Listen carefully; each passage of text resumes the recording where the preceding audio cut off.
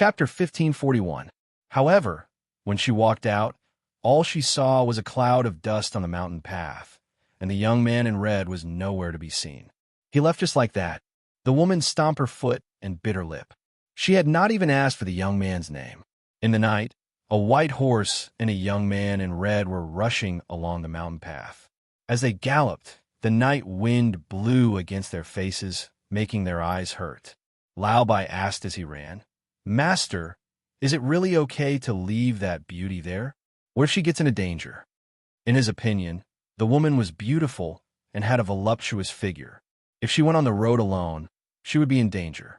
If his master was willing to bring her along, perhaps he would not be so worried. Hearing this, Fengjiu curled his lips and revealed a wicked smile. "Laobai, when we get home, I'll find you a female horse. How about I let you settle down?" "Master, I'm a mutant. How can a normal horse be worthy of me?" No. As they galloped in the night, his voice was scattered by the wind. The man and the horse chatted until they saw a small village when the sky gradually brightened. "Master, we have a small village. Let's go and rest." As Laobai spoke, he had already started walking towards the village. "When we enter the village, don't open your mouth to speak, or you'll scare people," Fengjiu instructed.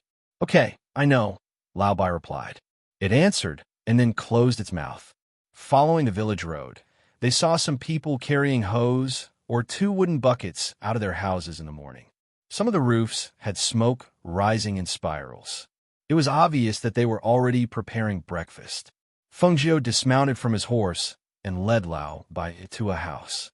He knocked on the door. "Is anyone home?" The simple wooden door creaked open, and an old woman came out to open the door. When she saw Fengjiu, who was dressed in red and looked as handsome as an immortal, she was startled. She asked cautiously, "Young master, is there anything I can help you with?" Seeing that it was the old woman, she smiled and asked, "Elder, I'm passing by and would like to rest here. Is that okay?" "Of course you can. It's just that my house is simple and crude. I hope young master doesn't mind." As the old woman spoke, she opened the door and invited Fengjiu in. Seeing the horse in Fengjiu's hand, she said, "Young master, this horse can be tied to the wooden stake in front of the door." "All right," she responded and tied Laobai to a wooden stake in front of the door. She patted his head and gave him a few instructions before entering the wooden house. "Young master, there isn't anything good in the house. Please don't mind and just eat a little." The old woman brought Fengjiu a bowl of millet porridge, a small plate of pickled vegetables, and 2 pumpkin pancakes. Looking at the farmer's snacks, Fengjiu smiled and squinted his eyes. He quickly expressed his gratitude. "Thank you, elder." Out of the corner of her eye, she caught a glimpse of a 5 or 6-year-old boy with a ponytail poking his head out and staring at her curiously. "Is this your grandson?" She looked at the child and asked with a smile. "Yes, he's my grandson." The old woman revealed a loving smile and waved at the little boy. "Xiaohu, come out and greet young master." The little boy blinked and shyly looked at Fengjiu. He ran out and hid behind his grandmother. Chapter 1542. Seeing this, Fengjiu took out a box of pastries from her space and handed it to the child. "Here, this is for you." These were the pastries she bought for the journey, but she didn't eat much on the way. "How can I accept this?" The old woman hurriedly refused. Looking at the exquisite box of pastries and smelling the fragrance of the pastries, she didn't dare to accept it. Ordinary people like them wouldn't eat such things, and they didn't dare to accept it. "It's okay, it's for the child. Take it." She squatted down and opened the box, revealing the exquisite pastries inside. "It's very delicious. Take it." The little boy's eyes lit up as he looked at the pastries in the box. He couldn't help but put his little finger into his mouth. His eyes couldn't move away from the exquisite pastries. "Young master, this." The rich people who passed by in the past looked down on the villagers and never gave them things like this. For a moment, the old woman didn't know what to do. "It's okay. It's just a box of pastries." She stuffed the pastries into the child's hands. "Take it." The little boy hugged the box of pastries that Fengjiu stuffed into his hands. His innocent little face couldn't help but reveal a happy smile. "Thank you, big brother." You have to call me young master, the old woman hurriedly said. Thank you, young master, the child said crisply. He quickly ran to the back with the pastries and shouted, Grandpa, Grandpa, they're delicious pastries. Young master, you eat first. There's more if it's not enough. The old woman said and walked inside. Fengjiu sat down and ate millet porridge with side dishes and pumpkin cakes. The breakfast was simple and refreshing. After breakfast, she rested in the room that the old woman vacated.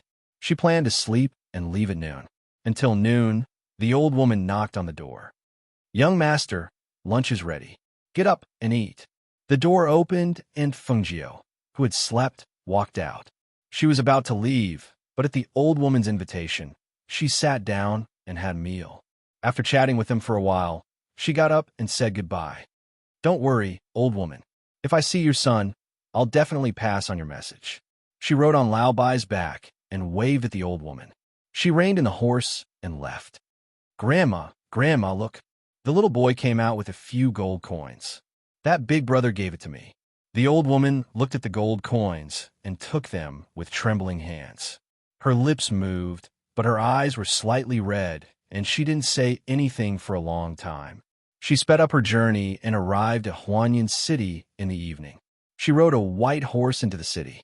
Her handsome face, outstanding temperament, and red clothes were extremely dazzling. As soon as she entered the city, she attracted the attention of many people. She was already used to this kind of target. She sat on Lao Bai's back and only dismounted when they arrived at an inn. The waiter hurriedly came out and helped her lead Lao Bai to the stables at the back. Waiter, give me one of the best rooms. Fengjiu shouted and walked upstairs, saying, Give me a few more specialties and a pot of wine. All right, this way, please, young master. The waiter led the way and poured a cup of tea for her after they entered the room. Young master, please have some tea first. The dishes will be served soon. The waiter retreated, and before long, the dishes were served and placed on the table. Just as he was about to leave, he was called out. Chapter 1543. Hearing this, the waiter turned back and replied with a smile. It's not far, just a few streets away. However, it's not easy to enter the city lord's mansion recently. If young master doesn't have any connections, I'm afraid you won't be able to enter the city lord's mansion. Fengjiu's eyes moved slightly, his eyebrows slightly raised. Oh, why is that? Young master is not from here, so you don't know. The old city lord has been ill for 2 or 3 months, but no one can cure him. Not long ago, the city lord sent out a message saying that as long as someone can cure the old city lord's illness, they will promise him one thing unconditionally. Therefore, doctors and alchemists from all over rushed over to give a try. Speaking of this, the waiter laughed. Now, the city lord's mansion is surrounded by people from morning to night. Other than some doctors and alchemists, there are also some spectators and some rogue cultivators. Therefore, it's not easy to enter the city lord's mansion. Even if you're a doctor or an alchemist, not every one of you can enter. Fengjiu drank a cup of wine and poured another cup. With a flip of his other hand, a gold coin flew out into the waiter's arms. Continue. Tell me everything you know. When the waiter received the money, and it wasn't a silver coin but a gold coin, his eyes immediately lit up, and he hurriedly told Fengjiu everything he knew. After a long while, he left. After eating, Fengjiu went out to walk around, thinking of finding out the direction of the city lord's mansion. He also wanted to see if it was really as the waiter said, that there were doctors and alchemists outside the city lord's mansion. He didn't expect that when he arrived at the street outside the city lord's mansion, he would be surrounded by so many people. Just as the waiter had said, in addition to doctors, there were also alchemists. Moreover, their strengths varied. Among them, there were even people wearing the robes of the Danyang sect. From the looks of it, his illness hasn't been cured yet. However, an old city lord is ill. Even if the city lord can make any request, why would it attract so many people here? She whispered softly, feeling a little surprised. She had only come here because she needed the exquisite rainbow flower to concoct the medicine, but the doctors and alchemists there all had badges hanging in front of their chests, indicating their status and rank. It was a little strange that they were huddled here and discussing in low voices. Of course it's for fame. A voice sounded. Fengjiu looked over and saw a doctor in his 30s standing next to him with a face full of anticipation and excitement. This old city lord's illness is something that many people have failed to cure. Moreover, because old city lord Duan has a wide network of friends and his family has many outstanding talents in various fields, the old city lord's illness has been treated by several famous doctors and alchemists, but none of them have been able to cure him. If there is someone who can cure him, he will definitely become famous. With such an opportunity, who wouldn't want to give it a try? Fengjiu's gaze moved downwards, landing on the badge on his chest, and then faintly moving away. With so many people, not everyone can see the old city lord, right? Of course, since the old city lord's health is not good, he naturally can't meet so many people. Only 10 people can enter each day, and these 10 people must be selected after a test. Chapter 1544. Hearing this, Fengjiu's lips curled into a smile. I was just walking around with nothing to do. Seeing so many people here, I got curious. This is not a place for you little kids. Go play wherever you want. Hurry up and leave. He waved his hand and said, I'm almost 20. I really have nothing to do with being a little kid. She said with a smile. Being called a little kid was really awkward. Ha ha ha, 20? Do you know how old I am? She looked at the man in his 30s and raised her chin. Fengjiu smiled and asked casually, how old? He looked like he was in his 30s, but his bone age was definitely more than that. I'm 108 years old. However, I haven't married yet. I was just thinking that if I can make a name for myself, then I can marry this city lord's daughter. That would be killing 2 birds with 1 stone. He looked at the city lord's mansion with a yearning gaze. His eyes lit up as he said, It said that this city lord's daughter is 16 years old this year. She's the #1 beauty in the city. Moreover, she's a beauty with a high cultivation level. Hearing this person's age, his goals and plans, Fengjiu's mouth couldn't help but twitch.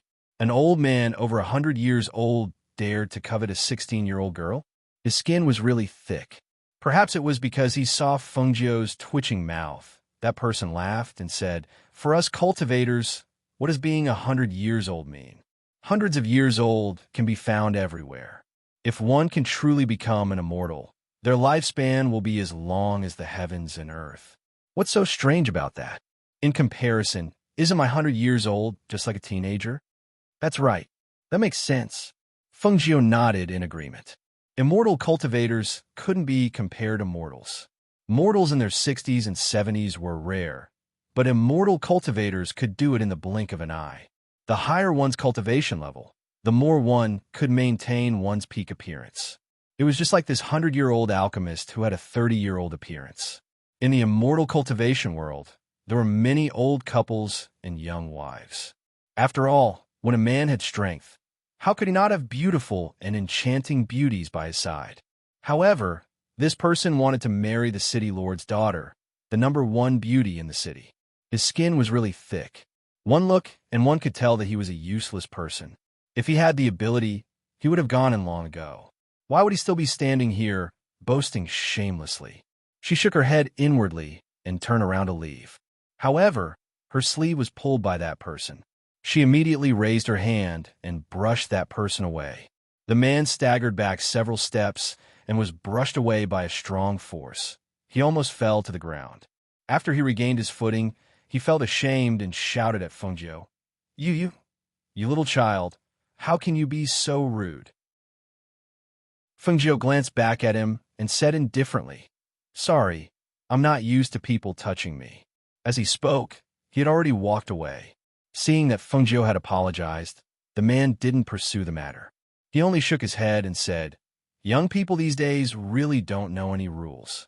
He ignored him and squeezed to the front to talk to the other alchemists. After strolling around the streets for a while, she returned to the inn to take a bath. Then, she lay down early to rest, preparing to go to the city lord's mansion early in the morning to take a look. The night passed peacefully. When dawn came, she went out after breakfast. As usual, she was wearing a dazzling red robe and dressed like an elegant young master. Chapter 1545. Where did this young man come from? What are you doing squeezing so close to the front? Go away, go away. Don't make trouble here. Go somewhere else to play. What are you doing here, little kid? Hurry up and leave. Don't delay our business. The alchemists and doctors in front were thinking hard and discussing matters, but when they saw a red-clothed young man squeezing his way forward, they all spoke out to chase him away.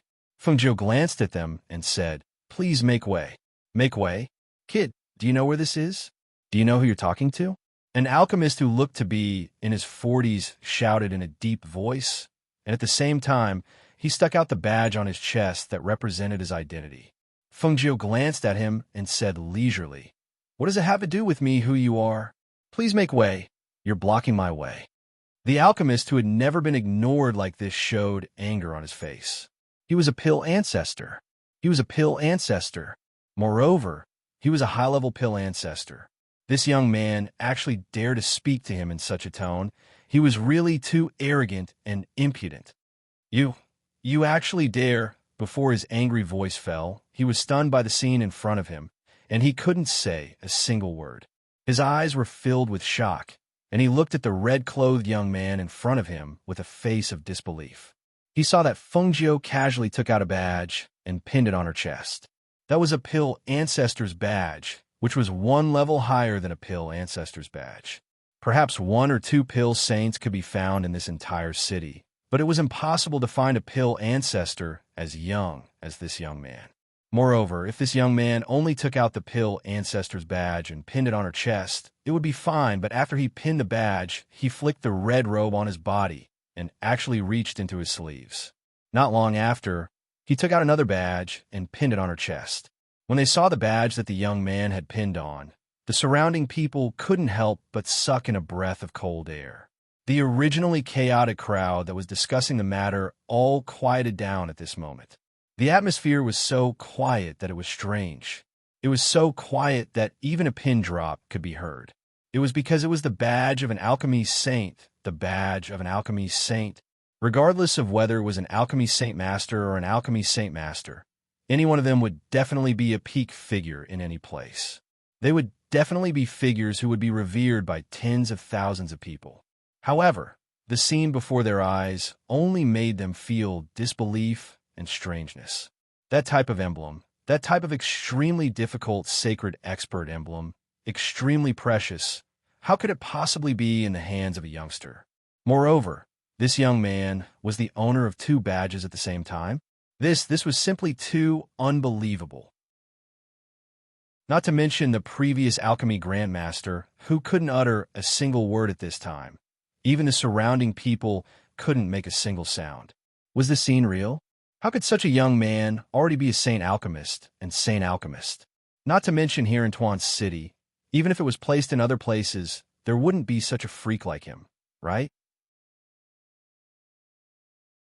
Chapter 1546. No, nothing. The alchemy Grand Master stammered and hurriedly retreated to the side, not daring to block Fengjiu's path.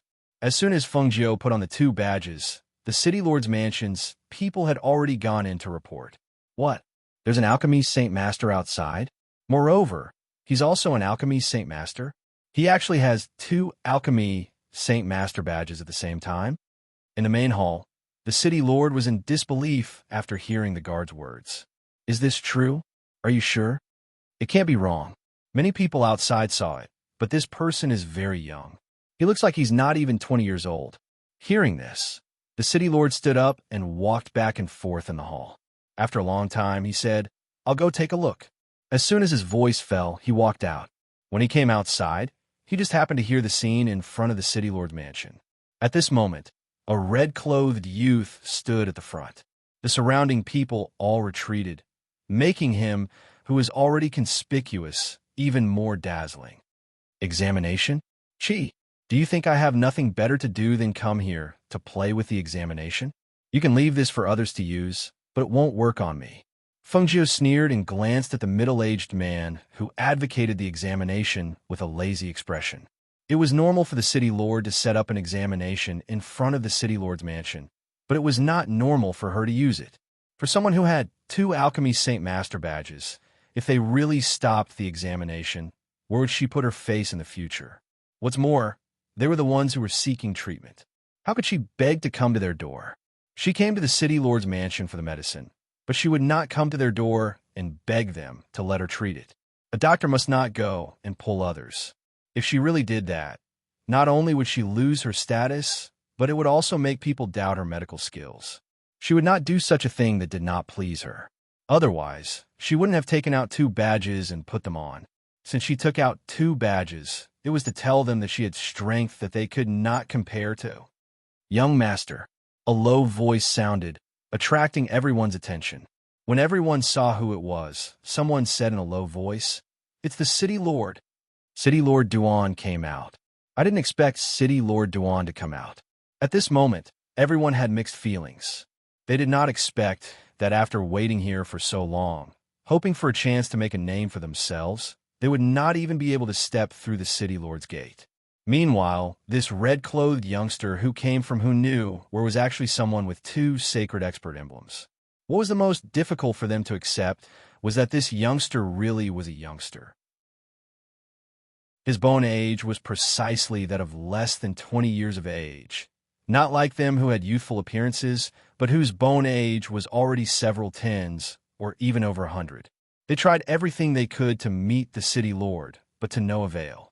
As soon as the youth pinned the 2 badges on, the city lord himself ran out to greet him. Just thinking about it made him feel really good.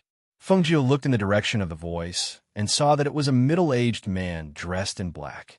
He had an extraordinary aura, and his face seemed vaguely familiar, which made her feel a little strange.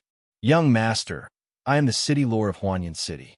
Please come in and talk." The city lord made an inviting gesture to Feng Jiu and invited Feng Jiu in.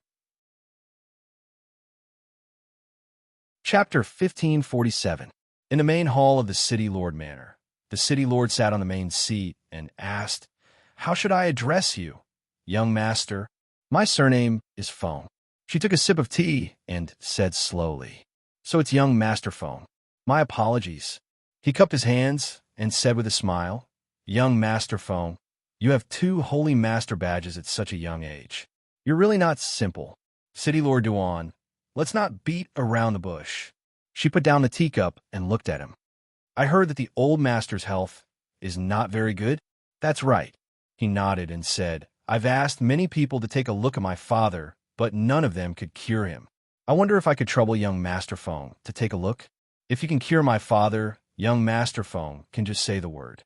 As long as I can do it or have something in a manner, I can give it to young Master Feng as a reward."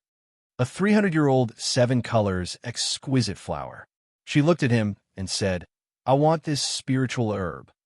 Hearing this, City Lord Duan knew that the young man in front of him came for this spiritual herb. He was slightly startled and nodded. "Sure, as long as young Master Feng can cure my father, I'll give you the 300-year-old 7 colors exquisite flower in my manor. Where's your father? Lead the way." She stood up and patted her robes. "Young Master Feng, this way please." The city lord immediately stood up and led the way. Following City Lord Duan to a courtyard, Feng Jiu glanced at the guards guarding the courtyard and raised his eyebrows. The guards inside were actually nascent soul cultivators. It seemed that the City Lord Manor was still very powerful. Under the City Lord's lead, they entered the master bedroom. When they arrived at the inner room, they saw the unconscious man lying on the bed and were surprised. The man on the bed looked to be around 30 years old. He was very young and handsome. No matter how they looked at him, he didn't look like the City Lord's father. However, Feng Jiu checked his bone age with his divine sense and understood. This man should be the City Lord's father, the previous City Lord. Even though he looked young, his bone age was already quite old. However, he was a fairy realm expert. With such strength, it was normal for his appearance to be at his peak. When she first saw the City Lord, she felt that he looked somewhat familiar. Now that she looked at the City Lord's father who was unconscious, she suddenly understood. No wonder he found this person familiar. Duan Mu Bai's face in Danyang Peak was 60 to 70% similar to this person lying down. It seemed like the Duan clan in Yin City should be Duan Mu Bai's clan. She didn't expect that the exquisite rainbow flower would actually come to Duan Mubai's house. However, why didn't he come back when his family was in trouble? Young Master Feng, this is my father. He is a fairy realm expert. However, 2 months ago, his body started acting strangely, and recently, he fell into a coma. Many doctors couldn't find anything wrong with him, even after checking on him. At this time, Feng Jiu had already reached out to check his pulse and then unbuttoned his clothes to check his body. When he saw a slight bulge on his waist, his eyes could not help but narrow slightly. At first, I was worried that he had been poisoned, so I asked the doctor to do a blood test, but he didn't find any poison. The city lord said from the side, feeling a little nervous. He did not know if this young man in red could save his father. Chapter 1548. Hearing the city lord's words, Feng Jiu didn't say anything. Instead, she glanced at the slightly swollen waist and examined his head. After a long while, she withdrew her hand and left. If I'm not wrong, there should be a type of spirit-devouring insect called the black and white impermanence in his body. At most, he has 7 days left to live. She slowly walked out of the room as she spoke. When the city lord heard this, he couldn't hide the shock on his face. He stared blankly for a moment, then glanced at his father on the bed. He had a servant girl help him put on his clothes and quickly followed Feng Jiu out. Young Master Feng is saying that there are insects in my father's body? How is that possible? How could insects hide in the body? Moreover, cultivators can see the inside of their body. If there were insects in his body, how could his father not know? How is it not possible? Doesn't your father have one male and one female in his body? Hearing this, the city lord opened his mouth in disbelief. 2, and one male and one female. This, because of the shock in his heart and those words, he didn't know what to say for a long time. He only felt that it was inconceivable. However, right at that moment, the red-clothed youngster took something out from his sleeve. Soon, he took out a thick book. He watched as the youth flipped through it and finally pushed the book in front of him. Look, this is the insect. At first, it was only as thin as a strand of hair, and its body was only this long. It was black and white. As it hides in a person's body and absorbs spiritual energy and blood essence, it gradually grew larger.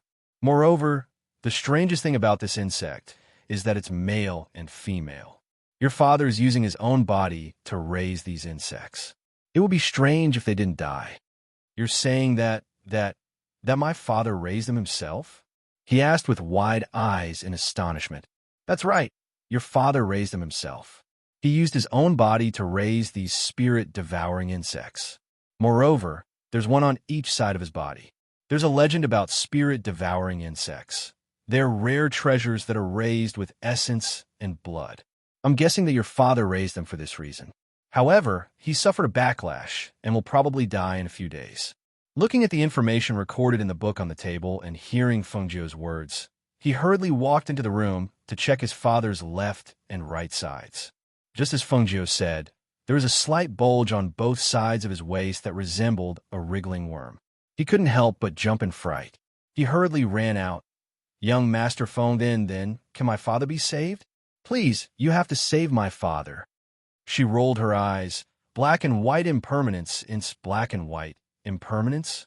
How could he be saved just because he wanted to?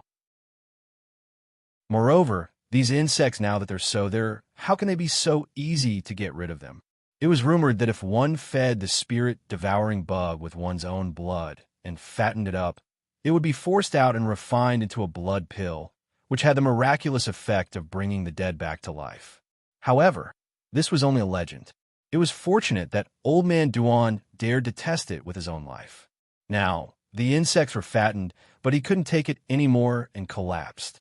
His actions, in her opinion, were purely courting death. He was really too good at tormenting others. Then there's no saving him? My father can only wait for death? City Lord Duan staggered back with a face full of shock.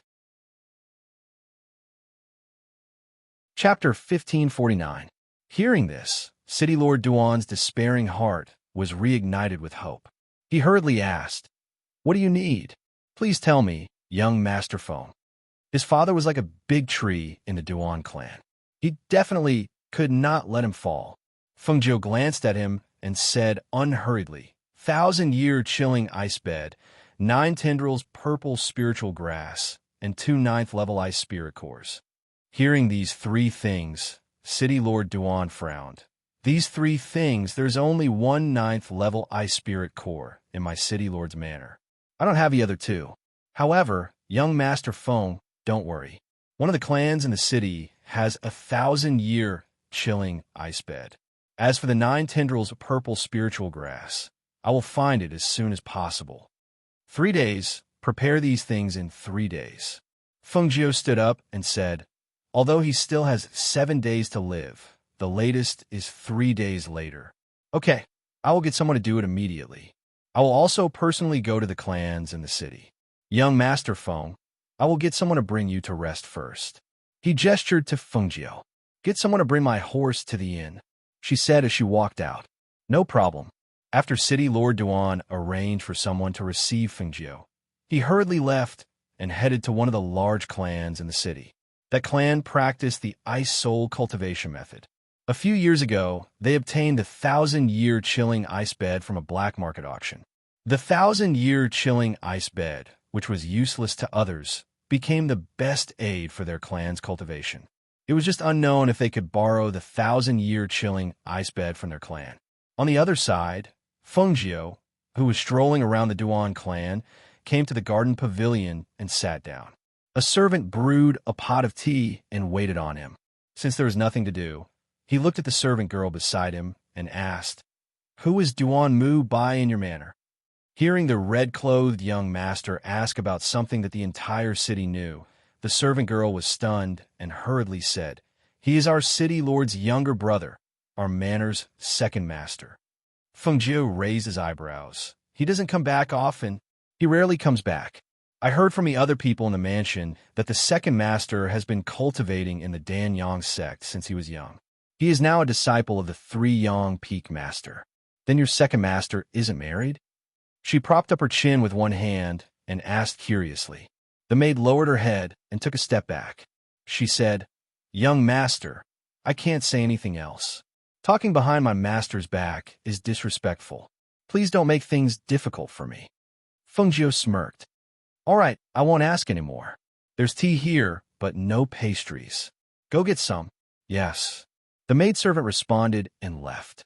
While Feng Jiu was drinking tea, admiring flowers, and eating pastries in the City Lord Manor, the entire city was alarmed. When the various powers heard that 2 young masters with 2 sacred expert emblems arrived in the city, they all found this hard to believe. Is that true? It's really the alchemy sacred expert and alchemy sacred expert emblems? A family's patriarch couldn't hide his shock as he asked the people below. It's true. The news has spread throughout the city. That person wore the emblems in front of all the alchemists and healers outside the City Lord Manor. They all saw it clearly. Is that person still in the city? The family patriarch on the main seat asked. Yes, he is still in the City Lord Manor. When he heard what was said, he stood up and thought inwardly. Regardless of whether it is alchemy or pill refinement, those who can reach the level of Sacred Master are definitely not ordinary people. Even in this city, it is absolutely impossible to find someone who possesses both of these emblems. If I can become friends with this kind of person. Chapter 1550. Hearing this, the family head was a little surprised. City Lord? Why is he here? Quickly lead the way. As he spoke, he stepped outside to welcome the guest. Haha, City Lord Duan, how did you find the time to come here? Please come in, please come in.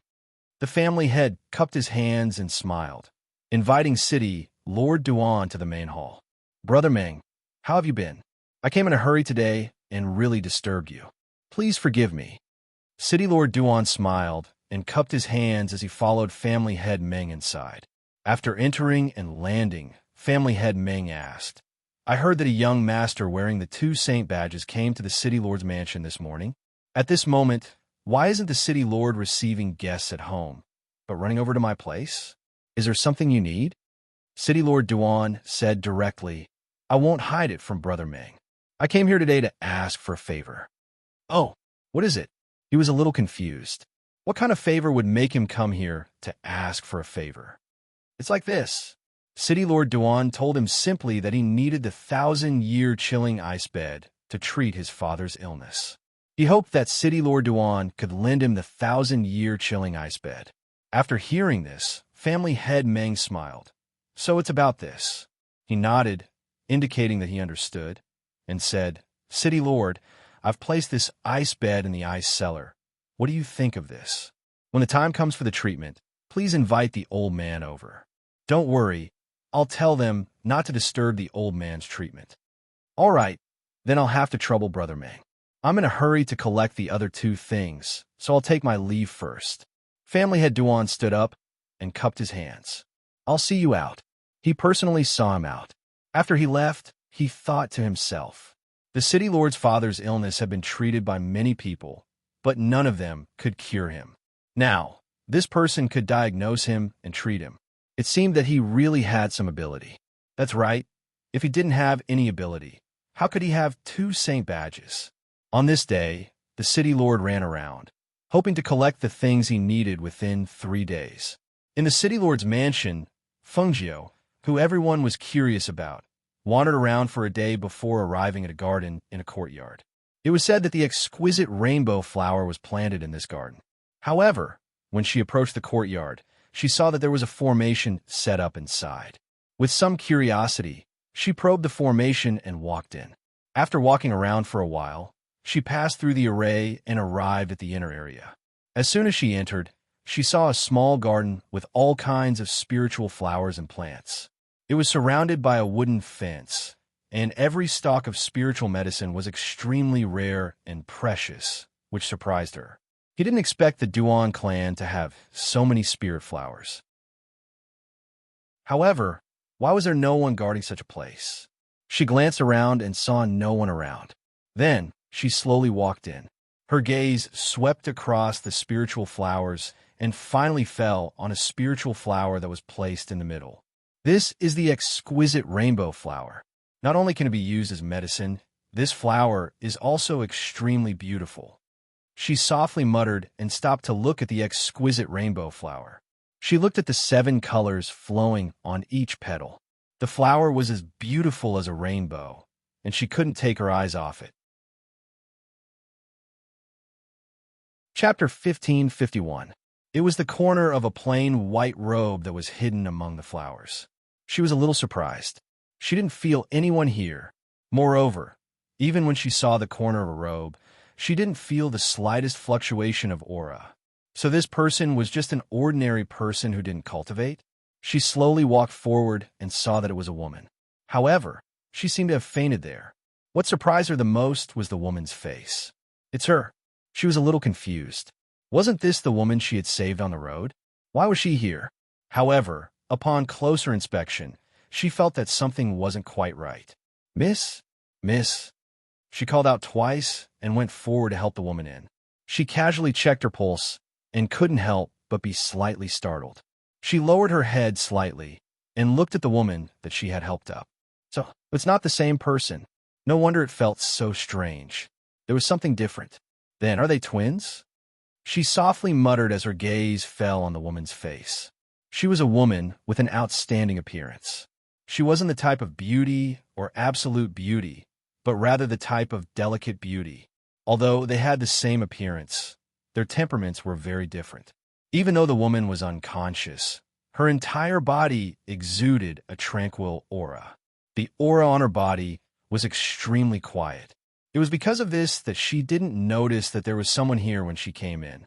Glancing at the spirit flower in front of the woman, she first helped the woman out of the garden.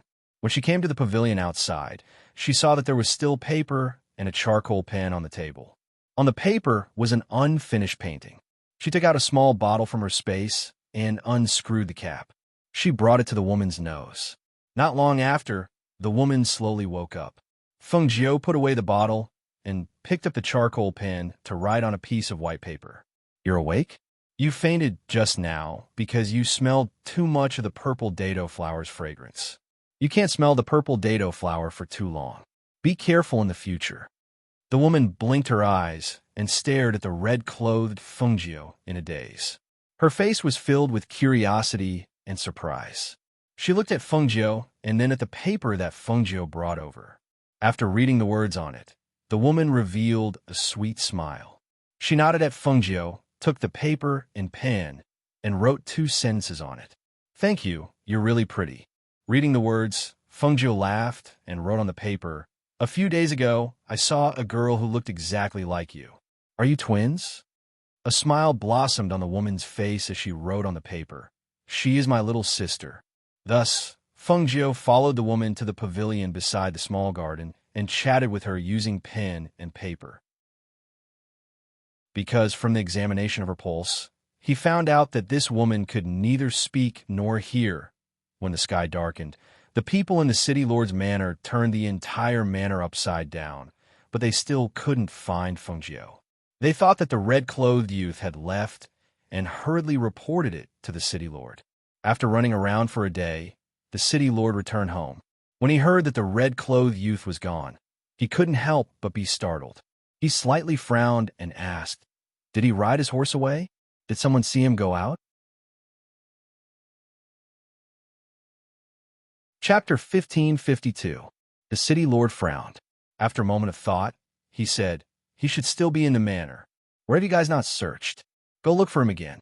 Only the eldest young Miss Full Moon Courtyard is left. However, there's a formation outside the eldest young Miss Courtyard. That young master shouldn't have been able to enter." As the housekeeper spoke, he saw the family lord sweep his gaze over with a dark expression. "What do you mean by shouldn't have been?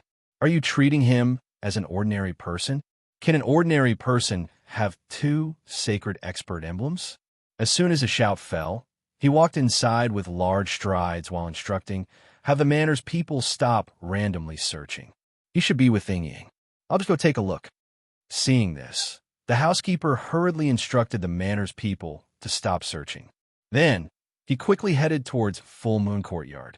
No one would go to the eldest young Miss Courtyard, so why did this red-clothed young master run there? It really made them look for him. At this time, Fungio's mood was just right. Apart from having an extremely pleasant conversation with this woman called Duan Ying, what surprised her the most was that even though she couldn't hear or speak, her culinary skills were unexpectedly good.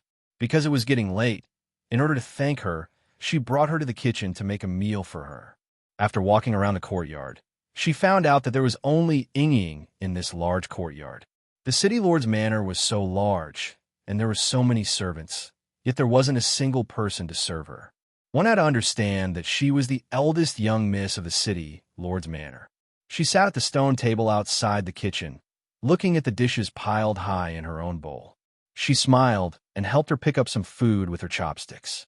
Then, she indicated for her to hurry and eat. However, she saw her look at her with a face full of joy. She put down her chopsticks and picked up a charcoal pen to write on a piece of paper. "I'm very happy today. There's finally someone to eat with me." When she heard these words, her heart ached. Looking at her pure and innocent smile, she felt a bit upset. The city lord clearly had 2 daughters, but the outside world only knew of one. Meanwhile, this one lived in this courtyard in obscurity, never taking half a step out of the manor, never hearing the beautiful sounds of nature in this world, never saying a single word. 2 people, with the same appearance, had completely different fates. "Young Master Feng?" City Lord Duan's voice rang out at this moment. She turned around to look at the person who had come, only to see him walk forward in surprise. Looking at the simple yet exquisite dishes on the table, he asked in astonishment, "Why is young Master Feng here? Was he here to see the exquisite rainbow flower? How did he know that the exquisite rainbow flower was planted in this courtyard?" "I accidentally entered the courtyard and met Miss Duan. I happened to be hungry, so Miss Duan invited me to a meal. City Lord, do you want to join us?" She smiled faintly as she looked at City Lord Duan, who was standing to the side. Hearing this, he looked at his daughter who stood up from the table and smiled. He raised his hand and gestured, "Sit. Don't just stand there." He then asked the housekeeper behind him to bring another set of chopsticks and bowls. He then sat down and said, "I just came back from outside. Since young Master Feng is eating here, I naturally have to accompany him. However, these dishes are a bit too simple. How about this? I'll get someone to prepare a few more dishes and send them over. Don't worry about it. This is enough. Feng Jiu smiled at Duan Yingying, who couldn't hide her joy. Chapter 1553. Feng Jiu shook his head. No, I think this is good. This courtyard is quiet, and with such an understanding Miss Duan accompanying me, it's not boring. It's good that young Master Feng likes this place. Come, young Master Feng, please eat. After dinner, I'll take you to see the exquisite rainbow flower. That spirit herb is planted in this courtyard and will be taken care of by my daughter. Okay. Feng Jiu's eyes flashed. After glancing at him, he picked up his chopsticks and began to eat. After chatting for a while, the three of them walked to the small garden after dinner. Although the sky was already dark, the exquisite seven-colored flower in the garden was still emitting a faint halo, appearing extremely beautiful in the night. Young Master Feng, I visited a few families outside today. Now I have the 1,000-year chilling ice bed and the 2 9th-grade ice crystal cores. As for the other spirit herb, I found a local black market and they said they will deliver it to me in 2 days. Within 3 days, it should all be here. Speaking of this, City Lord Duan could not hide his joy. Finally, those 3 things were settled. This allowed him to put down the huge rock in his heart. Now, all that was left was for him to treat her. After speaking, he paused for a moment, glanced at his daughter, and said to Feng Jiu, Young Master Feng, may I ask you to stay in this courtyard for the next 2 days? This courtyard is quite big, and there are many rooms here. Hearing this, Feng Jiu glanced at him with a faint smile. City Lord Duan is quite assured of me. Young Master Feng is an honored guest. I thought that since young Master Feng and my daughter hit it off at first sight, my daughter can accompany you for the next 2 days. Moreover, the exquisite rainbow flower is in this courtyard. I think it may be more suitable for young Master Feng to stay here. She smiled and glanced back at Duan Yingying. Since that's the case, then I'll stay in this courtyard. With fresh flowers and beauties as my companions, it's indeed pleasing to the eye. As a result, Feng Jiu stayed in this courtyard. Duan Yingying, who was in the same courtyard, did not have the slightest awareness of the inconvenience of a man and a woman living in the same courtyard. In her opinion, it was fine as long as the two of them did not live in the same room. She did not care about reputation like those so-called noble young ladies outside. At this moment, Feng Jiu didn't know that she was about to meet someone she hadn't seen in a long time. The next morning, a bearded and stocky man wearing a black robe walked in from outside the city gate. Because of his slovenly appearance, he looked like a man in his 30s or 40s, which was a little scary. He held a long broadsword with a round handle in his hand. As he walked, he looked majestic and murderous, causing the people on the street to involuntarily avoid him and open up a path for him. After seeing the stocky man in black robes, some cultivators secretly sized him up and whispered, "This person's murderous aura is so heavy. I can tell that he's not someone to be trifled with just by looking at him. His aura is restrained.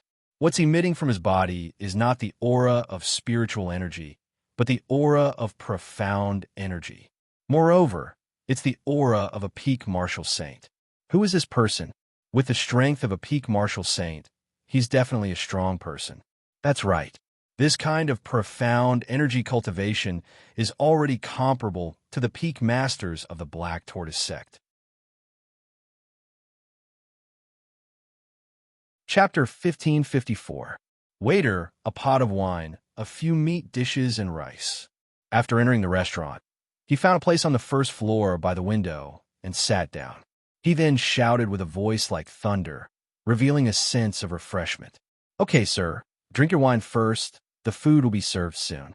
The waiter served a pot of wine and left.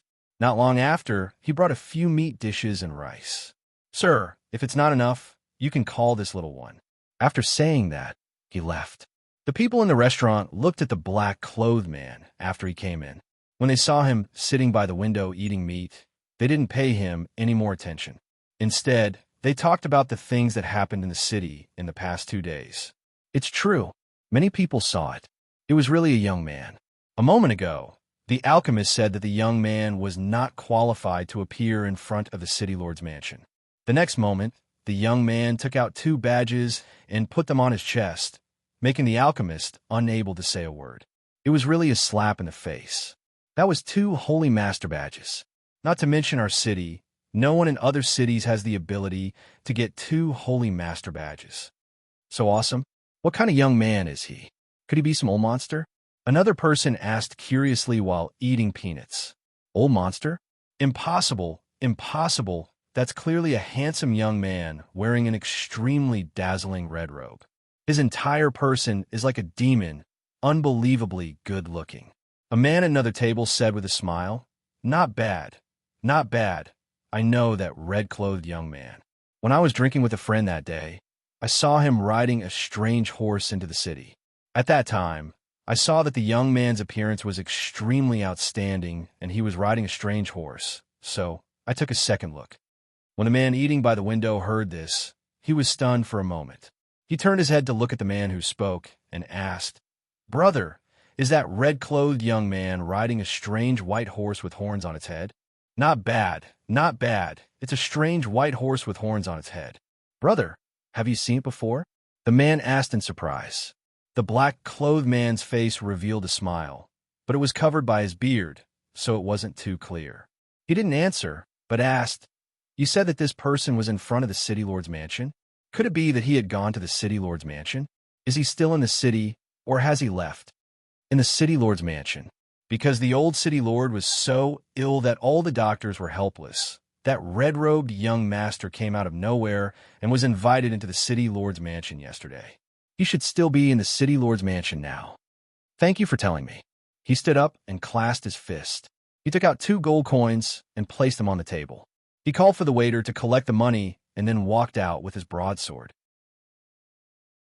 Seeing the black-robed man's figure moving like the wind, the few people couldn't help but feel a chill in their hearts. They thought to themselves, "Who is this person? Why was his aura so frightening?" In front of the city lord's mansion, a burly man dressed in black stood there with a long saber in his hand like a door god. He raised his head and glanced at the words "City Lord's Mansion." No one knew what he was thinking, but there was a smile and joy in his eyes. However, the 2 guards in front of the door involuntarily swallowed their saliva in the face of this burly man who had suddenly appeared in front of the city governor's mansion and was holding a large blade in his hand. They stared at him vigilantly. Chapter 1555. I'm looking for someone. He glanced at the 2 guards and said, "Go in and report that I'm the elder brother of the red-robed young master." Hearing this, the 2 guards looked at each other, and one of them quickly went in. The elder brother of the red-robed young master. After hearing this, Mayor Duan asked someone to invite the person outside in. When he saw the burly man in black with a biting cold aura, his eyes narrowed. When he saw this man, he smelled a strong smell of blood. When he looked again, he only felt that this man had a biting cold aura. His steps were steady, and his figure was tall and straight like a pine tree. However, there was a murderous aura around him, and he gave people the feeling that he was not to be trifled with. He stared at this man with suspicion in his heart. That master Feng was tall and slender, and he had the noble aura of an elegant young master. His red robe was flamboyant and unrestrained, and he was enchanting and eye-catching, making him unforgettable. The man in front of him was dressed in black, and he had the back of a tiger and the waist of a bear. He was majestic and ferocious, and his face was untrimmed. His muscles were well-developed, and he was full of explosive power. His steps were steady, and his aura was restrained, but he gave people the feeling that he had an extremely strong combat ability. No matter how you looked at it, this man did not resemble the enchanting Master Feng at all. How could these 2 people be brothers? "How should I address you?" Mayor Duan, who was sitting in the main seat, asked after sizing him up. "My name is Guan Shilin." He sat down and put his broadsword aside. He took a sip of the tea that the servant had brought him to moisten his throat, and then asked, "Mayor Duan, where's my brother now?" Mayor Duan heard this, and his eyes moved slightly. He asked, You said that your surname is Guan? Hearing this, Guanxili knew that he had misunderstood, so he laughed loudly and said, he and I are sworn brothers, so of course we have different surnames. Mayor Duan, you don't have to worry. I won't randomly acknowledge this brother. Oh, then what is your brother's surname? He asked again. Seeing this, Guanxili glanced at him and smiled meaningfully. Her surname is Feng, and some people call her the ghost doctor.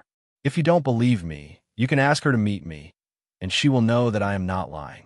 Hearing this, City Master Duan was 70% convinced.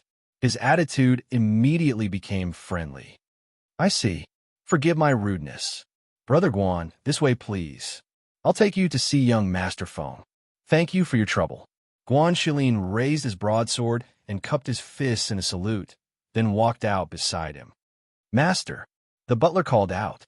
He stepped forward and whispered a few words, but no one knew what he was talking about.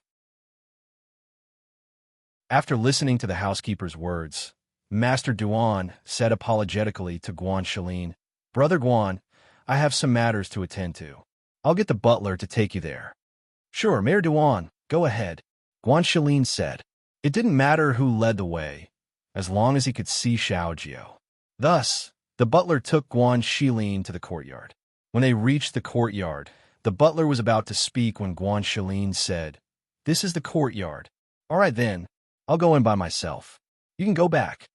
The butler was stunned for a moment, then hurriedly said, Master Guan, is there a formation inside, or...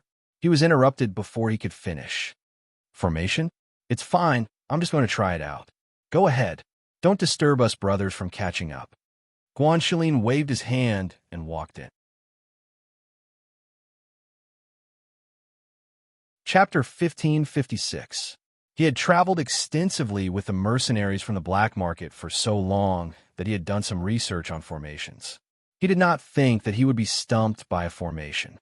He wanted to try to walk in, and he thought that it should be a formation set up by Fengjio, but he didn't think that it was set up by the Duan family. After entering the formation, he walked in a few circles, but in the end, he still walked in.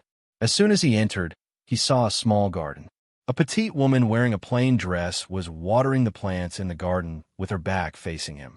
He thought that she was Fengjio's servant girl, so he called out to her, Hey, girl over there, come over here. Who knew that when his rough voice came out, the person on the other side didn't even have the slightest bit of reaction and was still watering there. Hence, he walked over and shouted again, Little girl, I'm talking to you. There was still no response, so he walked into the garden and patted her shoulder from behind. Hey, Duan Yingying, who was watering the spiritual herbs in the garden, was suddenly patted on the shoulder. She thought that it was Fengjio, but when she turned around to look, she was so frightened that her shoulders shrank back and the watering pot in her hand fell to the ground.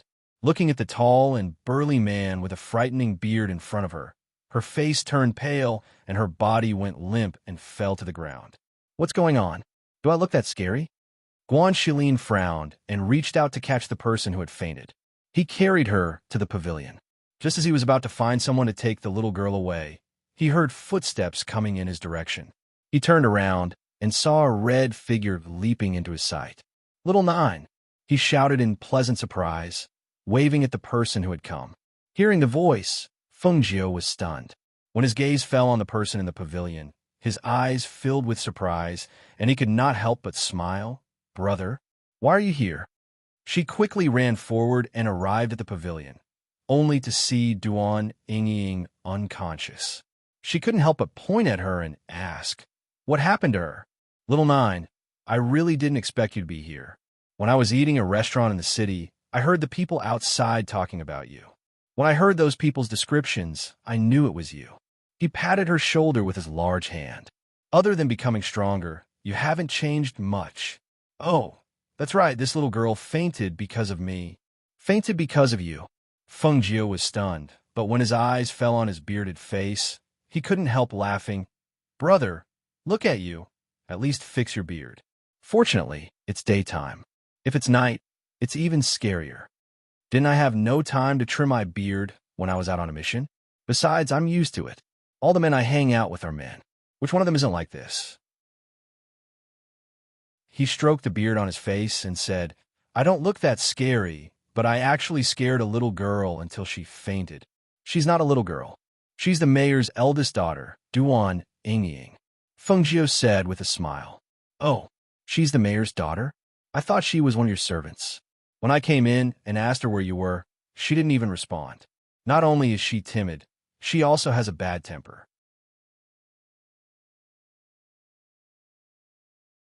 Chapter 1557. She's deaf and mute? Guan Shilin was surprised and looked at the girl lying on the stone table with her eyes closed. If Xiao Jiu had not mentioned it, he would not have been able to tell. Moreover, this girl was quite pretty. Yes, she's the eldest daughter of the Duan residents, Duan Yingying. She also has a twin sister named Duan Linlin. Although the two sisters look the same, their lives are different. She has lived here alone since she was young, and this courtyard is hers. I just took the opportunity to move in. Hearing this, Guan Shilin nodded. He looked at the girl and expressed sympathy in his heart, but he did not say anything. Instead, he looked away from the girl and gestured for Fengjiu to sit down. Xiao Jiu, sit down. Let's have a good chat. Why did you come to Duan City? I heard from the people outside that you're here to treat City Lord Duan's illness. Is there something you need? Brother, you really know me well. She smiled and said, we haven't seen each other for a long time. You don't know how many things have happened in the past 2 years. Let me tell you, that year when I left the academy, the siblings had not seen each other for a long time, so Fengjiu roughly told him what had happened. In the end, after hearing Fengjiu's story, Guan Shilin nodded in realization. So that's how it is. No wonder I met you here. So you came here because of the exquisite rainbow flower. However, even though you've experienced a lot in these 2 years, you've finally found your mother. She's still alive, isn't she? She sighed softly and said, yes. Nothing else is important. As long as my mother is still alive, I believe that everything will pass. Oh, right. Didn't you say that you found some clues about your father? Did you find anything after that? She asked.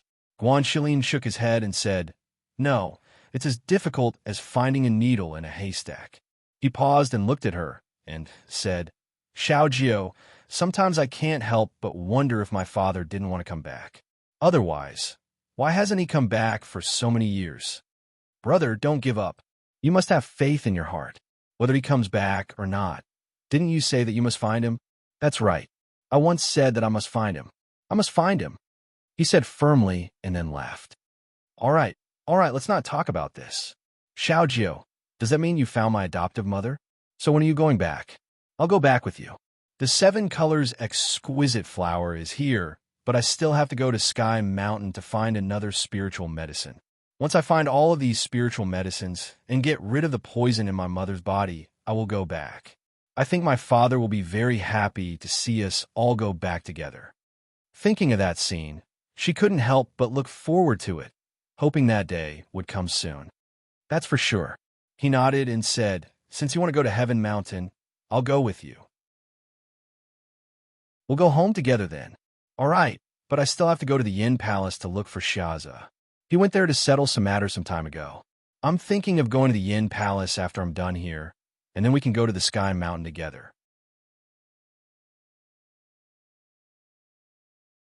Chapter 1558. Hearing this, Fengjiu smiled and looked at him. Seeing that he had already reached the peak of the Martial Saint rank, he couldn't help but smile. Big brother, it seems that you've had a fortuitous encounter this time. Now that you've reached the peak of the Martial Saint rank, you're very powerful. That's right. I've had a fortuitous encounter, he replied. It was because of this fortuitous encounter that his powers had advanced so quickly. Otherwise, based on his normal cultivation speed, it would have taken him more than 10 years to reach the peak of the Martial Saint rank. Just then, Duan Yingying, who had been lying on the table, woke up. When she opened her eyes and saw the extremely frightening large man standing next to her, she was so frightened that she fell to the ground. Don't be afraid. He's my big brother. Fengjiu hurriedly stepped forward to help her up as he picked up a pen from the table and wrote something on a piece of paper. However, even after seeing what Fengjiu had written, she was still frightened. Her hands clutched tightly to the corner of Fengjiu's clothes as she hid behind him. She's so timid, Guan Shilin said. She hasn't interacted with many people. Fengjiu patted her hand and wrote on the paper again. If you're afraid, go back to your room first. I'll have a chat with him. Duan Yingying nodded when she saw what he had written. Then, she lifted her skirt and quickly ran out of the pavilion.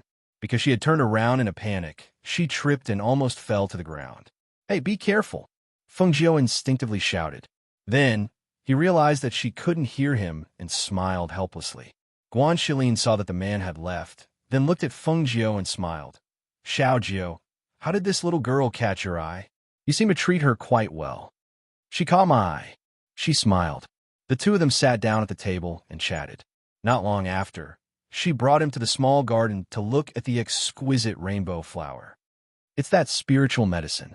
Governor Duan has already said that he'll be able to gather all the ingredients in 3 days. Then, we'll leave once we're done. No problem, he replied. Out of the corner of his eye, he saw that Duan Yingying, who had left earlier, had returned with a tray in her hands. Look, she's here again. He gestured for her to look behind her.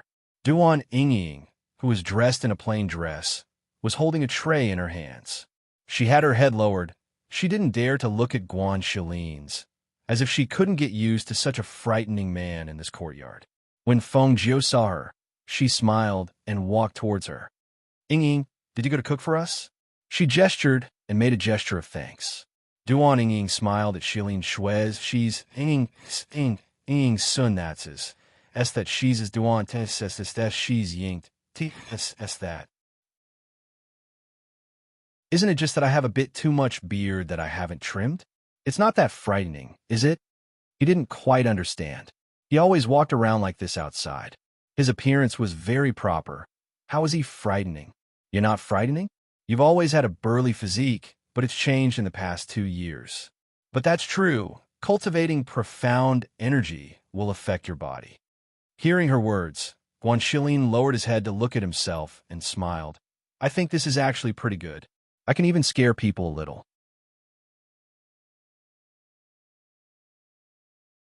Chapter 1559. Shaolin, why are you the only one back? Where's your brother?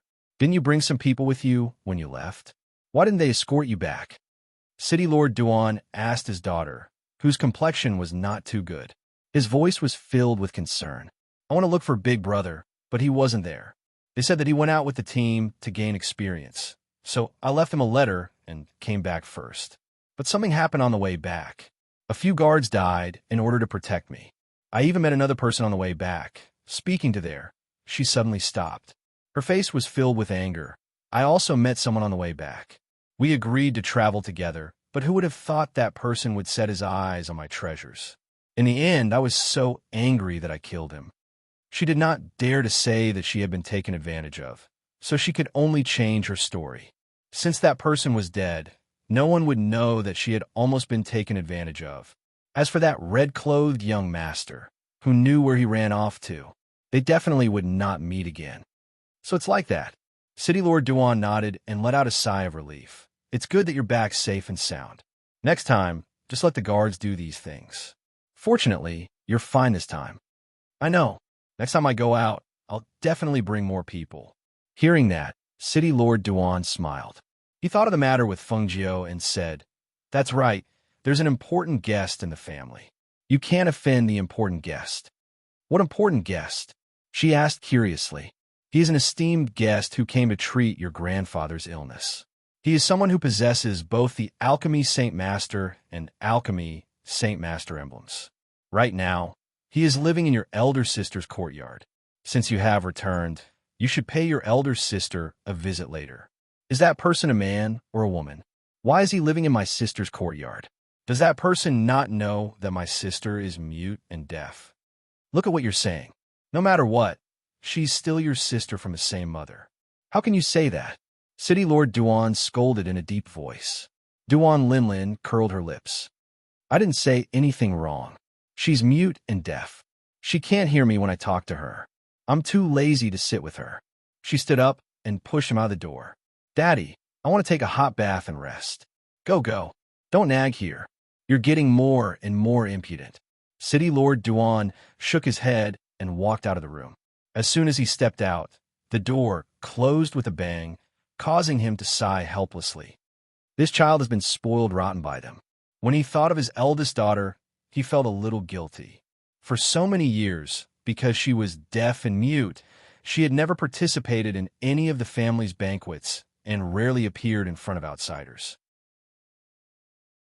Over time, everyone outside knew that he had a daughter, but they didn't know that there was another daughter in the courtyard who couldn't speak or hear, speaking of which, he didn't care about her as much as their eldest brother. The reason why Ying was able to live in that courtyard was because his eldest son personally asked his father, saying that Ying's personality was gentle, kind, and optimistic. It was best for her to live in that courtyard and take care of the flowers and herbs. For so many years, once she had something to do, it was like she was cut off from the rest of the world. She didn't know anything that happened in the manor. Chapter 1560. At noon, Master Duan came to the courtyard to invite Fengjiu and Guan Shilin to the front of the courtyard for lunch.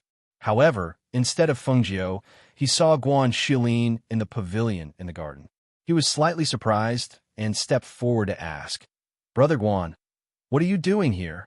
Guan Shilin opened his eyes and stood up when he saw who it was. "So, Master Duan, what brings you here? Is there something you need?" "It's like this. I wanted to invite the two of you to the front of the courtyard for lunch." "Lunch? There's no need for that. My little brother is busy right now. She told me not to disturb her. Besides, this courtyard is quite nice. We don't lack anything." Hearing this, Master Duan's eyes flashed.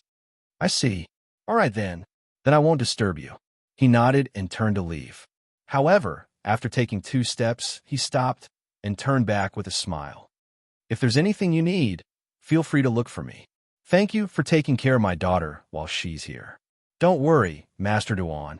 He nodded. After watching him leave, he sat back down and closed his eyes to cultivate.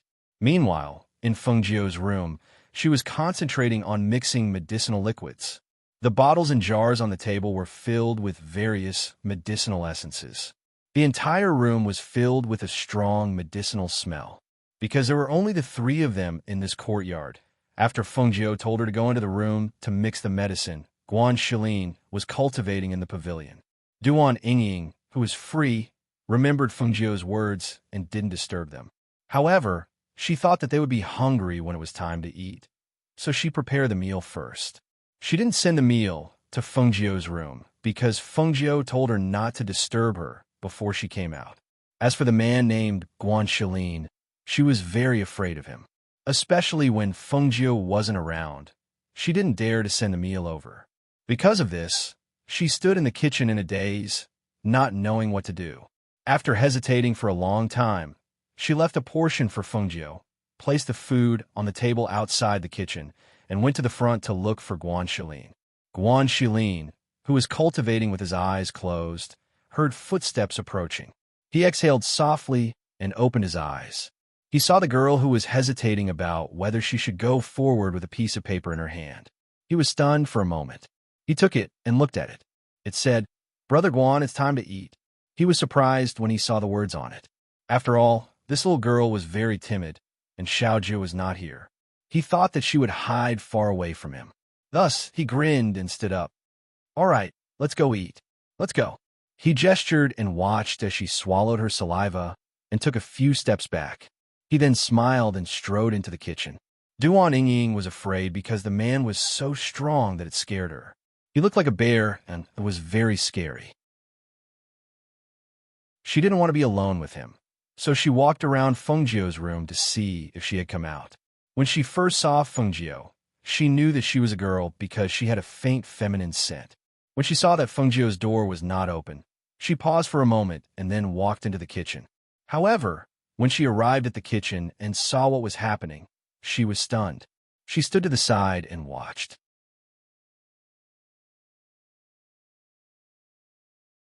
Chapter 1561. When he saw Duan Ying standing there, he said, "I've finished everything." Then, he remembered that she couldn't hear him, so he gestured again. Duan Ying came back to her senses, glanced at him, and went to clean up the table. Guan Shilin was a little embarrassed. After all, she wasn't a servant, and it wasn't right for her to cook and clean the table. So he helped to bring the food into the kitchen. When he saw the food in the kitchen, he thought that it was for Xiao Jio. So he smiled and said, "Actually, you don't have to leave it for her. She might leave her room tonight, so she won't need to eat when she gets busy." When he saw her tilting her head and looking at him blankly, he realized and smiled. "I forgot that you can't hear. Have you eaten?" He gestured as if he was eating. Duan Yingying looked at him, took a step back, shook her head, and then nodded. "Have you eaten or not? If you haven't, you can eat Xiao Jio's portion. You really don't have to leave it for her. She definitely won't come out." He pointed at the food on the side, but she looked at him defensively, as if she didn't know what he was talking about. Seeing this, he thought that he should leave first. He couldn't communicate with her anyway. However, just as he was about to turn and leave, he heard her stomach grumble. He couldn't help but be stunned. "You really didn't eat?" He was really embarrassed this time. The food was cooked by others, and he actually finished it by himself. She didn't eat. When he thought of this and saw that this little girl was guarding against him, he didn't say anything more. He walked around the kitchen, not caring if she could hear him or not, and said, "Since it's like this, I'll cook a bowl of noodles for you. Consider it as a thank you for cooking for us." Duan Yingying stood to the side. She only saw Guan Shilin's mouth move, but couldn't hear what he was saying. She should have left, but she stayed out of curiosity. She saw him looking around the kitchen, and then he began to knead the noodles. Seeing such a burly man busying himself in the kitchen, she only felt that this scene was very strange.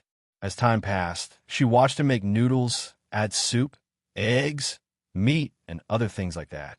Finally, he brought out a big bowl of noodles. Was he still not full? Just as she was thinking about this, she saw him waving at her.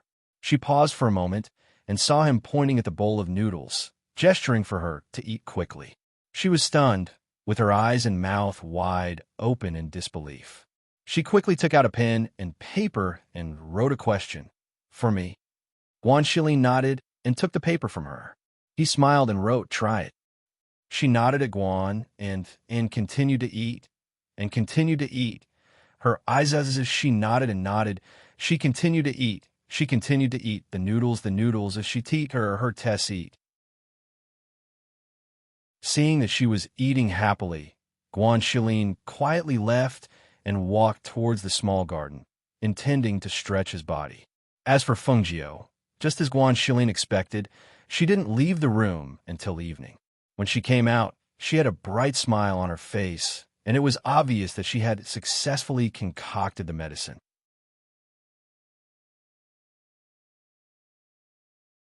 Chapter 1562. It hadn't even been half a day, right? The two of them seemed to be getting along quite well. Did something happen while she was gone? Did something happen that she didn't know about? "Brother, why is Yingying playing chess with you here?" she asked as she walked over. Guan Shilin was just thinking about his next move when he saw her. He quickly waved at her with a smile. "Xiao Jiao, come sit down. Tell me what move I should make." He was relatively good at cultivation, but he rarely played this kind of chess game. After playing 3 games, he lost all 3 games in a row. His face was about to be lost to his family. "How can I do that? I can't help you with this." She sat down beside him and looked at their chess pieces. She smiled. "Brother, you'll lose no matter how you play. You're almost at a dead end." "All right, I admit defeat. I'm no match for you." He waved at Duan Yingying, indicating that he was done playing. "Brother, why is Yingying playing chess with you here? She doesn't seem to be afraid of you anymore. What did you do?" Feng Jiao asked curiously. "She asked me to eat after she finished cooking. I thought she had already eaten, so I finished all the food. Then I heard her stomach growling, so I made her a bowl of noodles. This little girl is easy to bribe. Her attitude toward me changed so much after a bowl of noodles." At this point, he grinned and felt that it was a little unbelievable. So a bowl of noodles could ease her fear of him. It seemed that he wasn't that scary after all. "I'll go cook." Duan Yingying smiled at the two of them. She wrote something on the paper and was about to stand up, but Feng Jiao pressed her down and sat her back down. "Let's not eat here today. Let's go out and eat. We can walk around the night market while we're at it," Feng Jiao suggested. "Sure," Guan Shilin agreed. Duan Yingying couldn't hear what they were talking about. She was confused until she saw Fengjiu write something on the paper. She wrote something down in surprise and asked, "I can go too?" "Of course, I'll bring you along.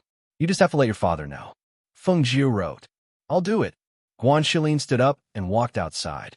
"Let's go. I'll take you to change." She pulled her to her room and picked out a light green dress for her. After changing into a light green dress, she looked much gentler. On the other hand, the Duan family head was stunned when he heard Guan Shilin's words. "Brother Guan, you're saying that you're taking Ying outside?" "That's right. We'll be eating out tonight. We'll probably be back later, but don't worry. City Lord will definitely send Miss Duan back safely," he said in a deep voice. The Duan family's patriarch quickly nodded. All right. No problem. I'll have to trouble you with my daughter. It's my duty." He nodded and turned to leave. The City Lord looked at his back view as he left. He was a little confused. Why was this pair of brothers so strange? On the other hand, Fengjiu held Ying's hand as they walked out of the courtyard and towards the front yard. When they were waiting for her brother, they bumped into Duan Linlin, the second daughter of the Duan family. It's you? Why are you at my house?" Duan Linlin, who was about to look for her father, didn't look at her twin sister. Instead, she stared at the dazzling young man in red.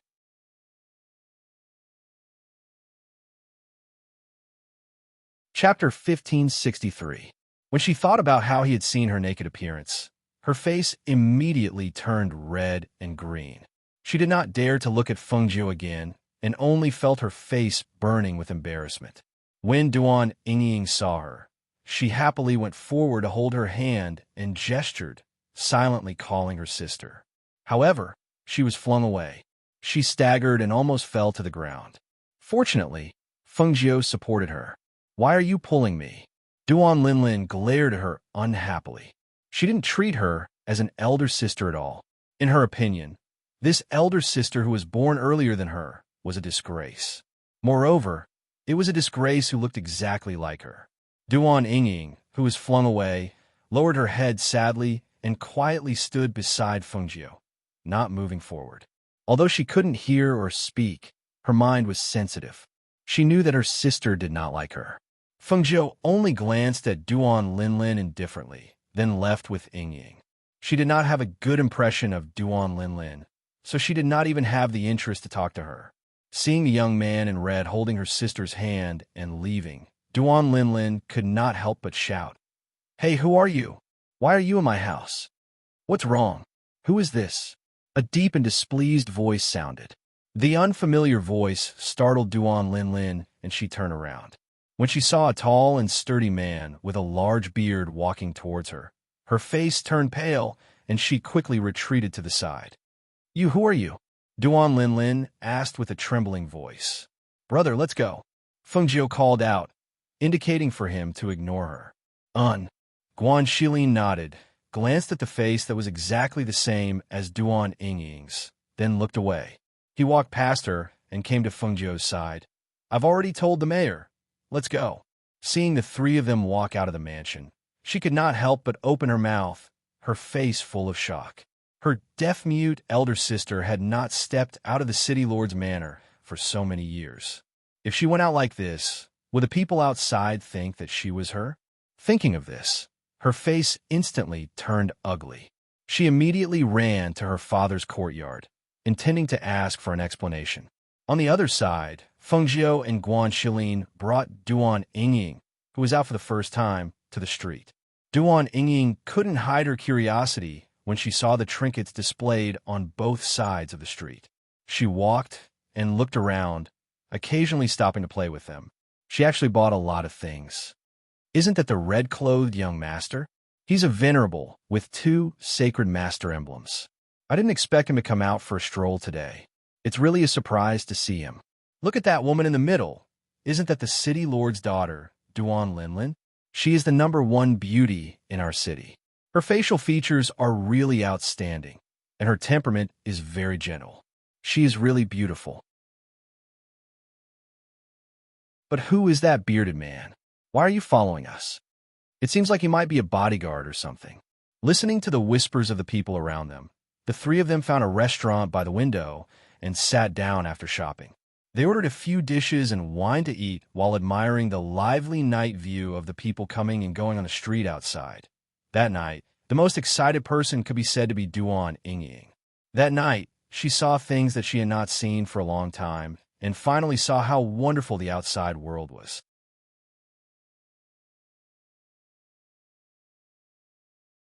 Chapter 1564.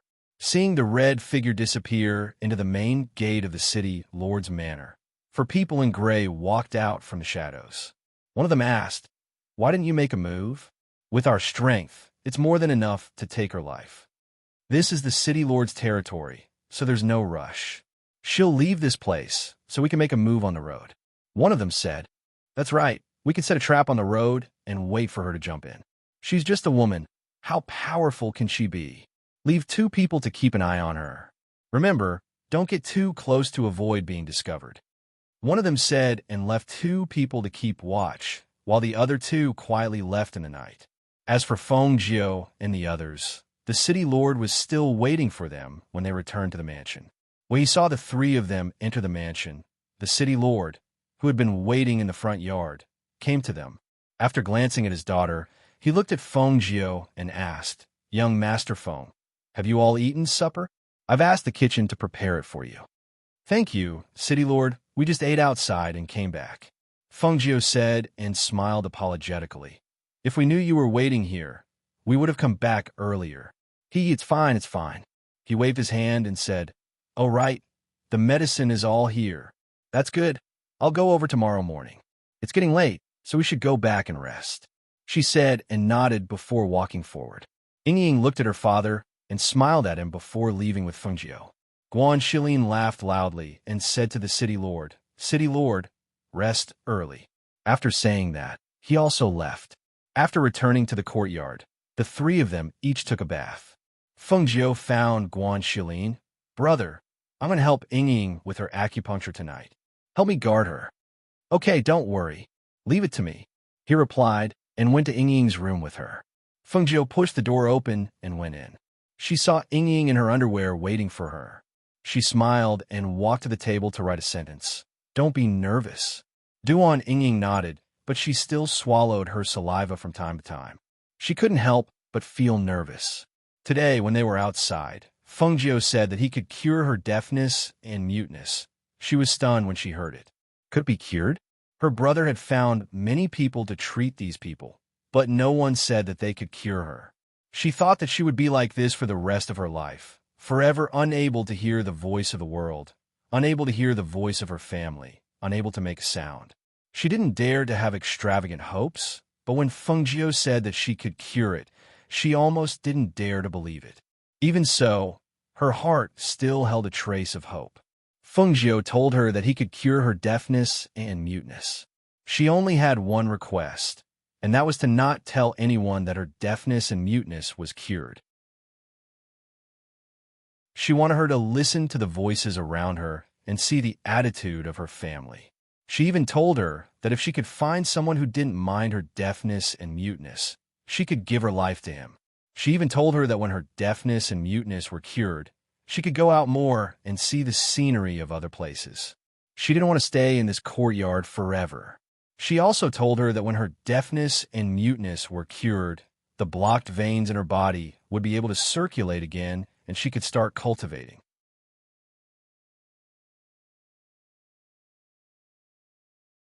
Chapter 1565. Drink this medicine and lie down on the bed. Feng Jiu gestured as he handed her a bottle of medicine and took out a silver needle from his space. Duan Ying took it and drank the medicine without hesitation. She then lay down on the bed with her hands on her abdomen and looked at him nervously. Feng Jiu smiled at her, took out a needle and inserted it into her fainting point, then began to perform acupuncture on her. Because the main places to perform acupuncture were the head and behind the ears, and because Ying was nervous, he could only make her unconscious so that she wouldn't move around due to nervousness. Acupuncture on the head had to be done with the most care, as the slightest carelessness could cause a mistake. Since it was a matter of life and death, she naturally couldn't be careless. Because of this, she had her brother stand guard outside. This way, Even if someone disturbed her, it wouldn't affect her acupuncture. That night, Fengjiu was treating Yingying while Guan Shilin sat cross-legged outside the room. In the main courtyard, Mayor Duan couldn't sleep because of his nervousness. Tomorrow was the day for his father's treatment. Could he really be cured? Even if Master Feng said that there was no problem, he still couldn't relax until the results were out. As for Duan Linlin, she was so annoyed that she couldn't sleep. In the evening, she went to find her father and found out that the young man in red was here to treat her grandfather. Her father also told her not to offend him. However, when she thought of what happened on the road, she couldn't pretend that nothing happened. What was even more hateful was that the young man with the surname Feng was so good to her deaf and mute sister. He even took her out to play. Why? That night, she couldn't sleep the entire night. In the middle of the night, Fengjiu came out of Yingying's room. Seeing Guan Shilin standing up, she smiled and said, "Brother, go back to sleep. How's that little girl? When will she see the results?" He asked. "When she wakes up tomorrow, if nothing unexpected happens, her hearing will gradually recover. She should be able to hear clearly in about a day or so. As for her vocal cords, she'll be able to speak when she wakes up tomorrow. However, she probably hasn't spoken for so many years, so it'll be difficult at first." Hearing this, Guan Shilin smiled and nodded, saying, "That little girl is lucky to have met a ghost doctor like you. Otherwise, she wouldn't be able to think about it in this lifetime. That's because she and I are fated. Look at the other one. Although they look exactly the same, I don't have any good feelings for her." She smiled and stretched her waist and shook her hands. "I have to go back to sleep. I still have to treat that old man Duan in the morning." Guan Shilin nodded. "Go. Don't worry and sleep. I'll wake you tomorrow." "Okay, then I'll go back to my room first." She then walked into her room. Duan Linlin and Duan Linlin and Duan Linlin ants. "Yingying, how are you feeling today? Is there anything different?" She smiled and asked as she came to her side. Duan Yingying looked at her and listened to her voice. Her ears buzzed as if there were some sounds, but she couldn't hear them clearly. Even so, she was overjoyed. She habitually took out a pen and paper, wanting to tell Fengjiu that she could hear some sounds. However, Fengjiu stopped her from writing and smiled at her.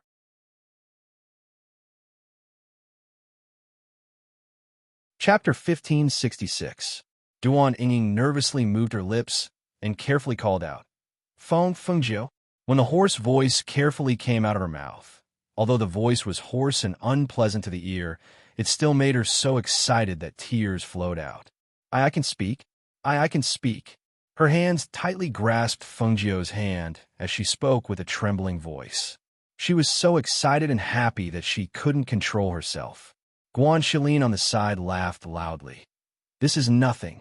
If Xiao Jiu says that he can cure you, then he can definitely cure you." He was extremely confident in his sister's medical skills. In this world, his sister could definitely cure any illness that others couldn't. Fengjiu revealed a smile and said, "Because you haven't spoken for a long time, your voice will be hoarse. But don't worry, when you eat more nourishing food, your voice will slowly recover." Duan Yingying nodded. Her ears still couldn't hear clearly, but she could vaguely hear it.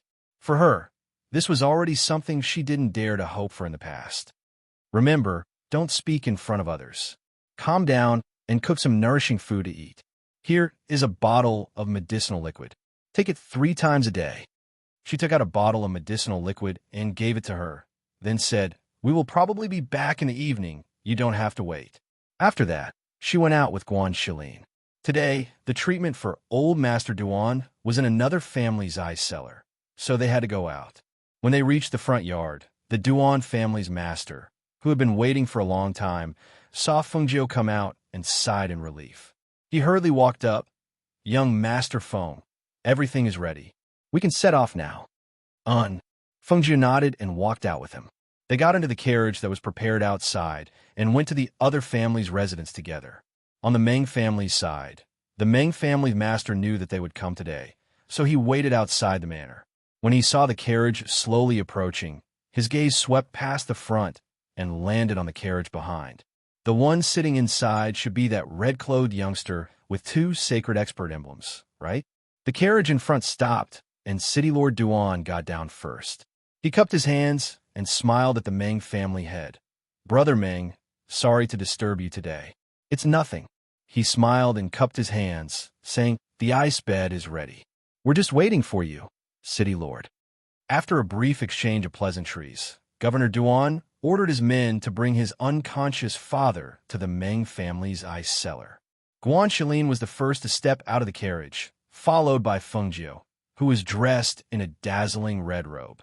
Although he knew that it was a young man, the Meng family's patriarch was still surprised when he saw the handsome young man in his 20s. It was really so small. This must be young Master Feng.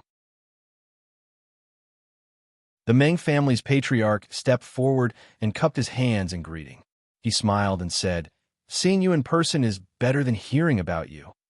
Feng Jiu looked at the person in front of him and nodded with a smile. "Master Meng." City Lord Duan had mentioned him before. "Young Master Feng, please come in." He gestured for him to enter and then turned to the side to invite him in. At this time, he noticed the black-clothed man beside him. He couldn't help but be surprised and secretly sized him up.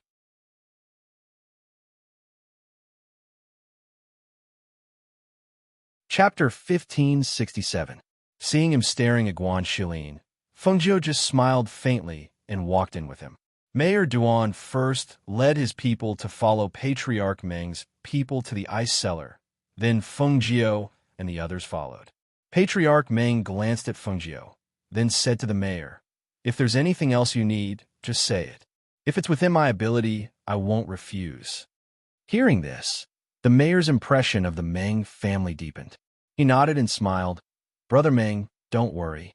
If there's anything I need, I won't be polite. You've helped me a lot this time. If there's anything I can help you with in the future, don't hesitate to ask." "Ha." The mayor's words are too serious. Patriarch Meng was delighted. He knew that after this incident, Mayor Duan wouldn't sit idly by if anything happened to the Meng family in the future. This was enough. When they arrived at the ice cellar, Feng Jiu stopped in his tracks. "Mayor, just follow me in. The rest of you stay outside. If the door isn't open from the inside, no one is allowed to come in. Don't worry. With me here, no one will mess around." Guan Shilin laughed heartily and patted his chest to reassure her. Feng Jiu smiled and nodded to him. Then, he and Mayor Duan pushed open the stone door and entered the ice cellar. As soon as they entered, the cold air hit them in the face. Their whole body was quickly filled with cold air, and all the pores on their body seemed to open. Feeling the strong, cold air, she immediately circulated her spiritual energy and circulated it through her veins. After a while, her whole body warmed up. Mayor Duan also circulated his spiritual energy to protect his body. He looked at Feng Jiu and asked, "Young Master Feng, do you need me to do anything? Take off your father's clothes." As Feng Jiu spoke, she glanced at the table beside her. She had asked her to put it here so that it would be convenient for her to arrange her things. Okay. Governor Duan personally stepped forward to take off his unconscious father's clothes. After all, there was no one here who could do such a thing. However, the closer he got to the millennium-chilling ice bed, the more bone-chilling cold he felt. Especially when he saw his half-naked father lying on the ice bed with a thin layer of ice gradually condensing on his body and face, he became even more worried. In such a cold place, he didn't have any spiritual energy to protect his body. Could his body bear it? Would there be any problems with his body? Thinking, he asked worriedly, "Young Master Feng, my father doesn't have any spiritual energy to protect his body. Is it really okay for him to lie on the millennium-chilling ice bed like this?" Feng Jiu frowned slightly, glanced at him, and said, "City Lord Duan, since you've asked me to treat your father, don't question my method. Besides, I haven't made a move yet, but if I do, I hope you won't make any noise to disturb me." As she spoke, she picked up a small knife and wiped it. She looked at him and said, "Actually, I alone am enough for this treatment. I asked you to come in because I want you to personally see how I treat your father. However, if you disturb me halfway, then this treatment will fail and your father's life will be ruined."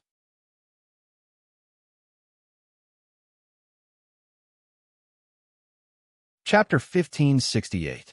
At this moment, the dignified city lord lowered his head and apologized like a child who had done something wrong. Fengjiu did not say anything else and only said to the city lord, "First, seal your father's acupuncture points." "Okay." The city lord responded and condensed spiritual power in his fingers to seal his father's acupuncture points. Then, he retreated to the side and waited for Fengjiu's next instructions. At this moment, Fengjiu stepped forward and inserted the silver needles into every acupoint. Then, she stretched her hand toward old Master Duan's waist as if she was looking for something. When she felt the wriggling under his skin, she inserted the silver needles between her fingers into his body. The city lord did not dare to disturb them, and even his breathing became lighter. When he saw Fengjiu's silver needle pierce a wriggling worm that was as thick as a finger, he could not help but feel his heart skip a beat. He could feel that the worm that was nailed to the ground by the silver needle could not move, but it was still alive. After nailing one of the worms, he could even see the other side of the worm wriggling. Almost in an instant, the worm that was not nailed to the ground moved under his skin and flesh and then disappeared, as if it had moved to another place. At this moment, he saw Fengjiu take the spirit medicine with both hands, pluck the leaves of the spirit medicine, crush it, and drip the medicine juice. Then, she poured the medicine juice into his father's mouth, nose, and ears. Finally, she injected the ice attribute contained in the 2 ice attribute crystal cores into his father's body. In an instant, he saw his father's body, which was originally covered in a thin layer of ice, quickly stiffen. The blood in his body was gradually frozen, and the blood in his body could not circulate. In addition, the extremely cold 1,000-year chilling ice bed was transmitting 1,000-year chilling ice chi under his body. In almost a moment, he felt his father's breath. At this moment, his heart stopped. He wanted to go forward and stop them, but he forced himself to endure. His hands were tightly clenched into fists as he stood there. At this moment, he only felt a bone-chilling cold. It was as if he had fallen into an ice cellar. The only thing that echoed in his mind was, his father is dead. He didn't know how much time had passed, but when he saw Fengjiu use another silver needle to pierce his father's body, as if nailing something, he could only hear the sound of his own saliva swallowing and the sound of his heart beating like thunder. City Lord Duan, unseal his acupoints. Fengjiu's hands were busy. He used his spiritual power to remove the frost on Father Duan's body while using his spiritual power to protect his heart meridian. However, after she spoke, she did not see any movement from City Lord Duan. Thus, she raised her head and frowned as she shouted, "City Lord Duan, quickly unseal your father's acupoints." "Huh? Oh, yes, yes." He suddenly came back to his senses and hurriedly unsealed the acupoints that were previously sealed. After unsealing them, he saw her using the sharp knife from before to cut his father's body. Perhaps it was because the 1,000-year chilling ice bed was too cold and the person lying on it was almost frozen stiff. The moment the knife cut, he saw a small trace of blood seeping out. Then, he saw Fengjiu pull out a golden worm that was pierced by a silver needle from between the skin and flesh. When he saw the golden worm, his heart jumped violently. Only then did he realize that although his father's breathing was extremely weak, he had recovered a trace of vitality.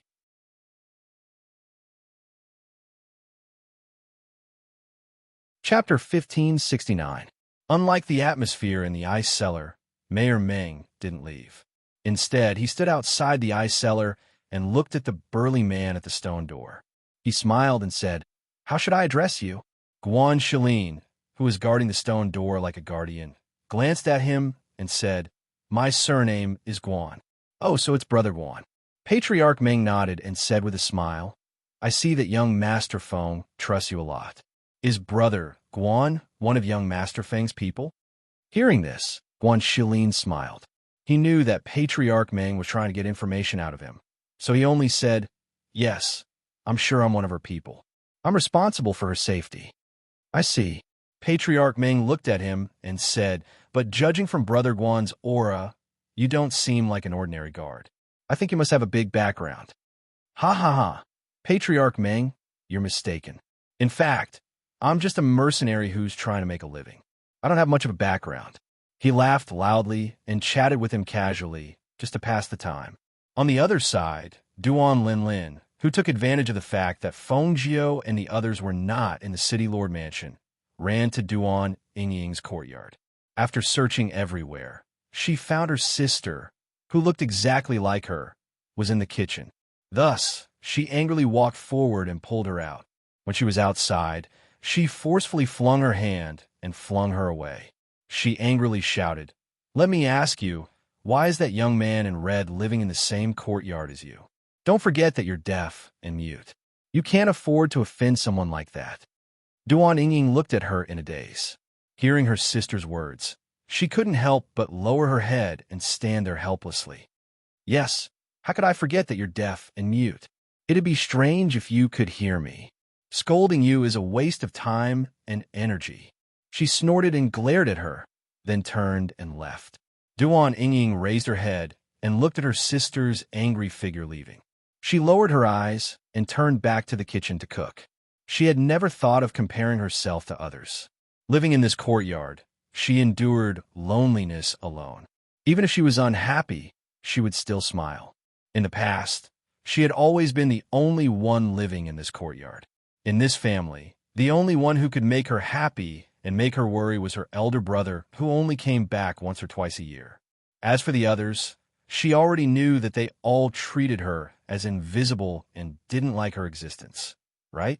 On the contrary, Feng Jiao treated her so well even though she was just a passerby. Not only did he cure her deafness and muteness, he also taught her to see through people. Just as Guandage said, she was lucky. It was because of her luck that she was able to meet Feng Jiao, the person who changed her life. After noon, the stone door of the Meng family's ice house finally opened from the inside. The first to walk out was Feng Jiao, dressed in red. His expression was the same as before, but there was a hint of fatigue between his brows. "Done? Are you tired?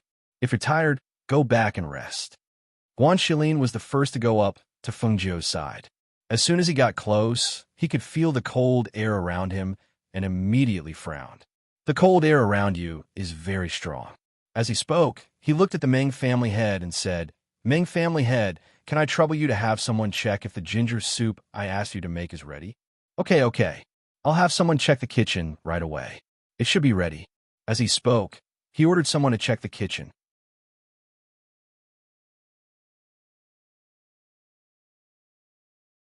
Chapter 1570. Young Master Feng, why don't you rest in my humble abode first? Family Head Meng suggested. "Thank you for your kindness, Family Head Meng. I'm fine. I'll rest in the carriage for a while." She thanked him with a smile, nodded at him, and walked out first. City Lord Duan, who walked out behind her, seemed to be dizzy. After seeing this scene with his own eyes, the feelings in his heart were indescribable. After instructing people to send his father back to the City Lord Mansion, he said goodbye to Family Head Meng and then went out. Family Head Meng naturally sent him off. However, when they arrived outside, they were stunned when they saw the scene outside. They saw that a large number of people had gathered in front of the Meng Mansion. These people were all wearing badges. They were either pharmacists or alchemists. They blocked the road. It could be said that even if they wanted to go back, there was no way for the carriage to leave. At the very front of these people, there were two people they recognized. They were the two rather famous saint expert level alchemists and pharmacists in the city. Only, when they saw their formation, it made City Lord Duan and Meng family patriarch a bit surprised. What were they doing here? "Get out of the way. If you don't get out of the way, I won't be polite." A low voice with anger entered their ears. Only then did they notice that Feng Jiao and Guan Shilin's carriage was still there. Moreover, it was surrounded and couldn't get out at all. They immediately stepped forward and came in front of the two alchemists. "The two of you, what's going on? Did something happen?"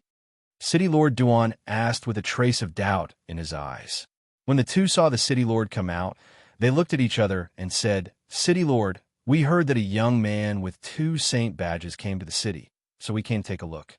Because some alchemists suspect that his badges are fake." Hearing this, family head Meng was stunned and looked at City Lord Duan. After being stunned for a while, City Lord Duan smiled and said, "You two worry too much. Even if I didn't check young Master Feng's 2 badges, I know that the 2 badges are definitely not fake.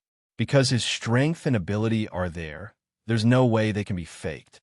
As he spoke, he paused and said, "You two have been staying here for a long time, so you probably don't know. Today is the day that young Master Feng treated my father. Moreover, the treatment is already ended, and we are preparing to go home. My father's disease has also been cured by young Master Feng. I saw all of this with my own eyes." "Your father's disease has been cured? Let's take a look?" One of them asked. "This? I'm afraid not." He hesitated, but he still refused. "If we didn't see it with our own eyes, how can you expect us to believe that it's true?" The other person also spoke, his attitude very resolute. "Why should I let you see it with your own eyes? Whether you believe it or not." "What?" A clear and cold voice that carried a trace of laziness sounded from the other carriage, making everyone who heard this voice feel a wave of anger. This was especially true for the 2 sacred experts in the lead, who even more so felt like their dignity was being insulted. "Oomph. The 2 of us are alchemists in the city, the leaders of all alchemists and pharmacists. If someone really dares to pretend to be alchemists, we won't let them off easily."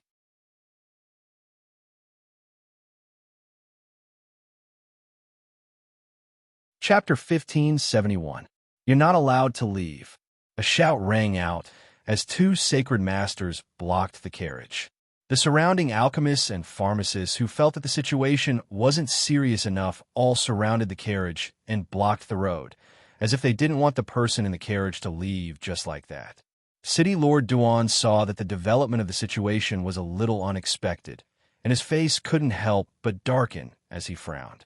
His sharp gaze swept across the crowd as he asked in a deep voice, "What are you all doing? Why aren't you all retreating?" Of course, he only dared to shout at those alchemists and pharmacists. He didn't dare to shout at those 2 sacred masters. After all, the status of a sacred master wasn't inferior to him, the City Lord. "City Lord, this person is very likely to be a fake. If that's really the case, then we definitely can't sit by and do nothing." The 2 sacred masters looked at the City Lord and said in a deep voice, "Please forgive us, City Lord." However, at this time, Guan Shilin had already driven the carriage forward. Looking at those people blocking the road, he snorted coldly and swung the horsewhip in his hand forward. With a shio sound, it cracked in the air before it was pulled back and swung to the left and right. "Pa! Pa!" The sharp whip made 2 slapping sounds. When those alchemists saw this, they didn't dare to block the carriage and retreated. Even if they were unwilling, they didn't want to be whipped for no reason. However, just as the carriage moved forward, the 2 sacred masters' faces darkened. No one had ever dared to disrespect them like this. Immediately, the 2 of them shouted in a deep voice, "Stop them!" As soon as the voice fell, 2 nascent soul powerhouses appeared out of nowhere and blocked the road. Seeing the 2 nascent soul powerhouses appear, the surrounding alchemists quickly retreated with joy in their hearts. Let's see how they can leave this time. A young man could hold 2 sacred master badges? They definitely had reason to believe that the badges were fake. "Drag the young man in the carriage out for me." One of the sacred masters shouted in a deep voice as he stared at the carriage with a sharp gaze. What an arrogant young man. In front of these 2 sacred experts, he actually dared to avoid them and hide inside. Feng Jie was wronged. They left the Meng Mansion and the carriage stopped directly in front of the Meng Mansion. Feng Jie got into the carriage and Guan Shilin chased the coachman away. Feng Jie got into the carriage and Guan Shilin asked him to be the coachman. Feng Jie got into the carriage and walked for a while before they were surrounded by people. Speaking of which, the current situation was really not caused by them. Moreover, they had already retreated time and time again. Who would have thought that these people would not let go, and each and every one of them would treat them as soft persimmons to pinch? STTSS. To him, too. With that, he saw the 2 nascent soul cultivators charging at the carriage. His eyes turned cold, and he extended his hand. In a flash of light, his long saber appeared in his hand. "I'll let you have a taste of my blade." A low and deep voice that contained a powerful, profound energy aura was emitted. Once the pressure of a martial saint was released, a powerful airflow enveloped the entire area, causing the faces of the alchemists to change. One by one, they retreated in shock.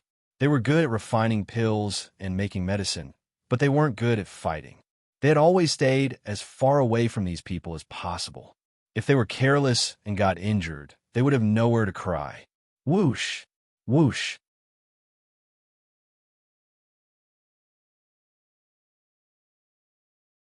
Chapter 1572. Hearing the commotion outside, Fengjiu lifted the curtain and stood aside, leaning against the carriage to watch her brother fight with the two people. He was now a martial saint at the pinnacle, and he had experienced real combat outside, so his combat power should be stronger than her grandfather's. She hadn't seen him fight for a long time, and now she wanted to see if he could fight against two nascent soul cultivators alone. Looking outside, she saw that one of the two nascent soul cultivators was tangling with him, and the other was grabbing towards her, as if trying to pull her off the carriage. Seeing this scene, she curled her lips and glanced at the two alchemists and pharmacists wearing the Sage Master's badge. Guan Shilin waved the large saber in his hand and slashed at the side of one of the nascent soul cultivators. The nascent soul cultivator in front of him couldn't dodge in time, and his robe was cut open and blood seeped out from the side of his waist. "Damn it! How dare you hurt me?" He was a nascent soul cultivator at the pinnacle, and in a 2-on-1 situation, he was injured by the other party. This made him so angry that he wanted to kill Guan Shilin. He immediately pulled out his long sword, and with a shake of the sword's tip, he stabbed towards Guan Shilin with a fierce, murderous aura. However, after Guan Shilin swung his saber, he quickly retreated and swung his saber horizontally, blocking the other man's hand that was about to grab the carriage. The man could only feel the sharp blade coming down from above. The killing intent and the smell of blood in the air frightened him. If he hadn't instinctively retracted his hand would have fallen to the ground from the chop. "Subdue him first." The two nascent soul cultivators looked at each other and said, and attacked Guan Shilin together. On the side, City Lord Duan and Family Lord Mang were stunned, and their eyes were filled with disbelief. Guan Shilin was only a martial saint at the pinnacle. Although his strength was not low, he cultivated dark force aura, so how could he be a match for a spiritual power cultivator? But he was able to calmly deal with two nascent soul cultivators by himself and force them to join forces. This kind of combat power really shocked them. Ice Blade. One of the nascent soul cultivators let out a roar and poured spiritual power into his sword. Sword chi flew out and condensed into an icicle in the air. The icicle shot toward the target before anyone could react. Beast Flame. The other nascent soul cultivator also shouted. After he pulled out his sword, his other hand suddenly attacked Guan Shilin. With a whoosh, a stream of spiritual energy burst out from his palm and formed a flame in the air, forming a flaming beast with its mouth wide open. It fiercely pounced on Guan Shilin as if it wanted to swallow him whole. Spiritual power cultivators could use the attributes in their bodies to attack, but profound chi cultivators could only use profound chi and martial force. Their bodies were not categorized into attributes, only strength and speed. However, there were very few mystics who could truly combine strength and speed. As a result, mystics were generally weaker than spirit cultivators. However, the scene before their eyes completely refreshed their understanding of mystics.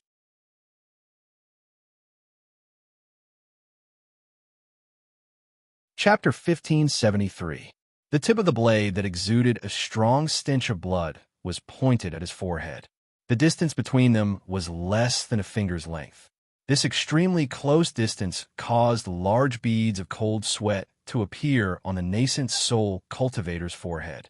He couldn't help but gulp, and his heart began to pound. When the other nascent soul cultivator saw this scene, he couldn't help but stop. He looked at the black-robed man with a complicated gaze.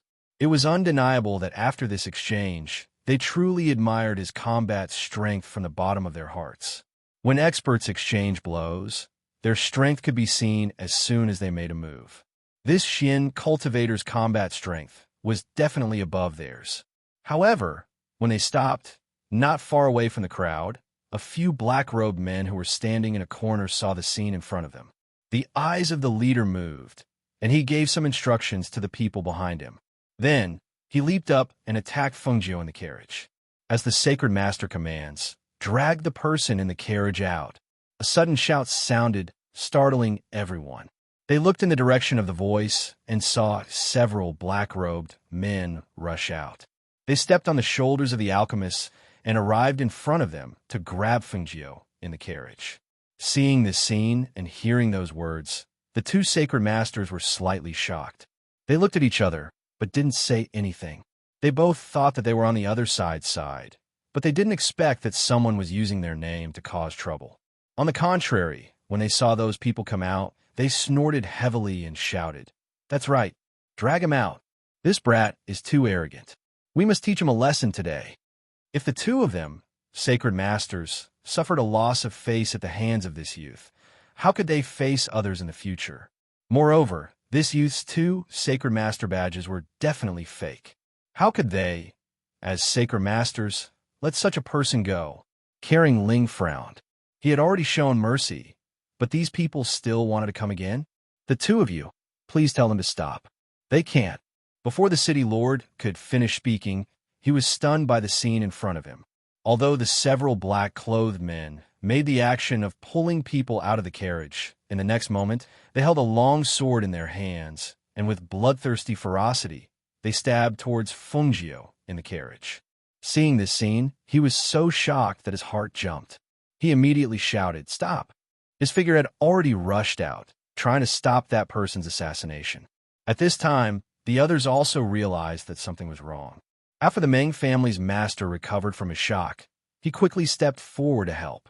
He stopped one of the black-robed men and shouted in a deep voice, "Who are you? How dare you try to assassinate me in front of my residence?" Clang. The sound of swords clashing against swords filled the air with a sharp killing intent. When the alchemists and pharmacists saw the black-robed men's killing moves, they couldn't help but turn pale and retreat in all directions. The two sacred experts even more so widened their eyes in horror as they looked at the other party, asking at the same time, your people? How is this possible?" The two of them spoke at the same time. They shook their heads vigorously and even took a step back. "I thought it was your men." When they heard this, the two's faces turned pale. They knew that the situation was bad. Even if they wanted to teach that youth a lesson, they didn't think that if that youth died here, the two of them wouldn't be able to escape responsibility.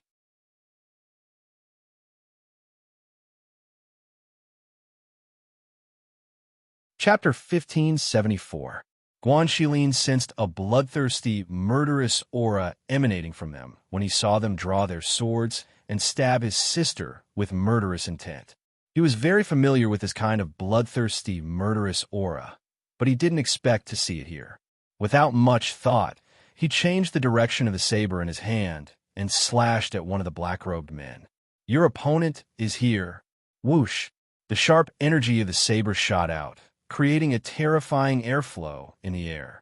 The black-robed man in front couldn't dodge in time, or perhaps he didn't expect Guan Shilin's speed to be so fast.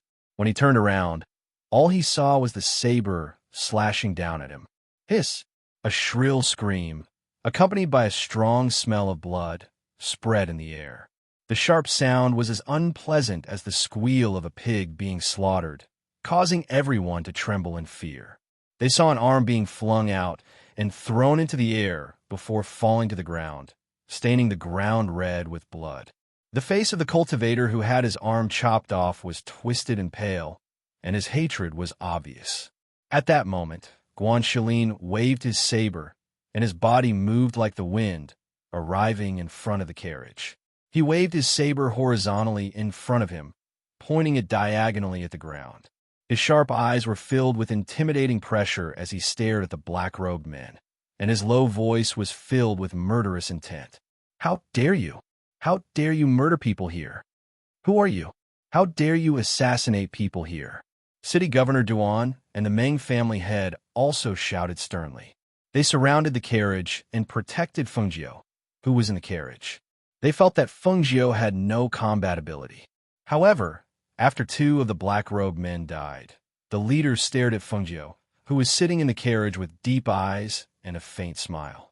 He glanced at the people protecting the carriage, gritted his teeth, and blew the whistle in his hand. A sharp and loud whistle rang out, and in just a few breaths' time, 20 to 30 black-robed men surged out from all directions.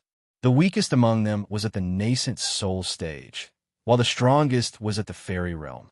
Furthermore, there were not just one or two fairy realm experts, but four. Seeing this valiant group of assassins, the Duan family head's expression changed slightly.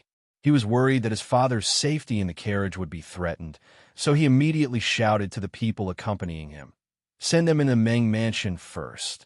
When the people saw his gaze fall on the carriage where the old city governor was, they understood and protected the carriage. They escorted the people and the carriage into the Meng mansion, and then closed the gate of the Meng mansion. Facing dozens of powerhouses, including 4 fairy realm masters, was the Meng, and he didn't dare to ask the Meng family's men to come out to help. He couldn't let people to protect Fengjiu's people. Of the mansion, S is Meng's people. Meng of the family, forced from the Meng mansion. To protect the Meng, S. Meng the people and the mansion of them. Of people, S is peoples to protect, S Meng. Among them. After all, his relationship with the Meng family was not that deep, and there was no relationship of mutual benefit that he had to protect him. If the situation was too difficult to control, he still wanted to leave and not get involved in this mess. The black-robed men did not care about City Governor Duan's order to send the other carriage into the Meng mansion. Their target was the red-robed youth sitting in the carriage, Fengjiu. Their mission was to take his life.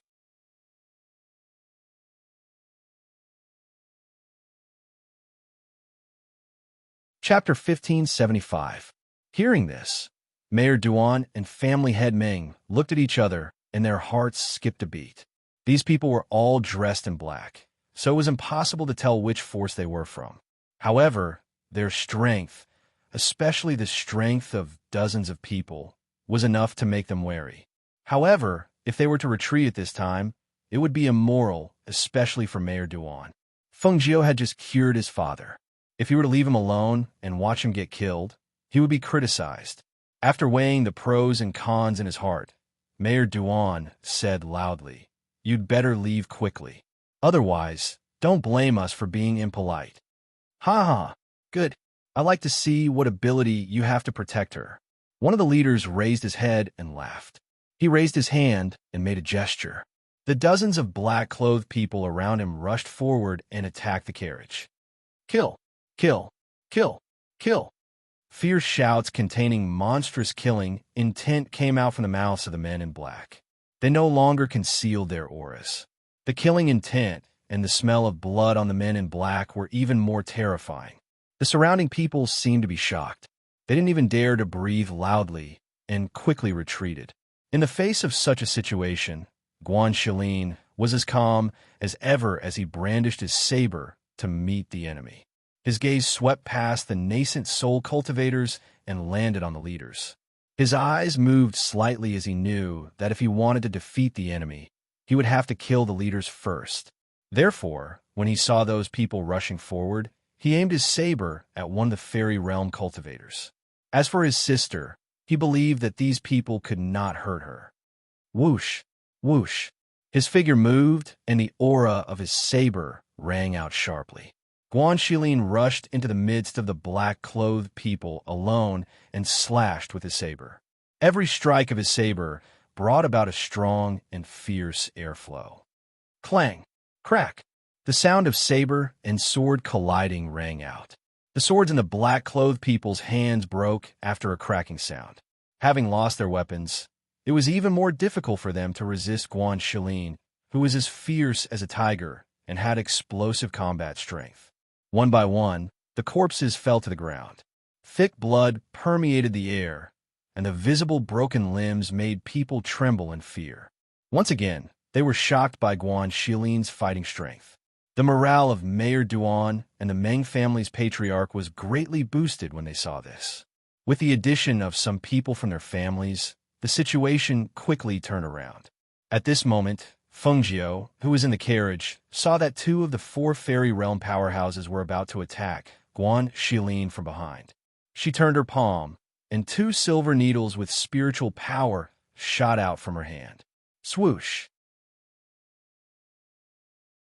The two fairy realm experts, who were about to launch a sneak attack, heard the faint noise behind them, and when they turned around to take a look, they waved their sleeves and blocked the two silver needles.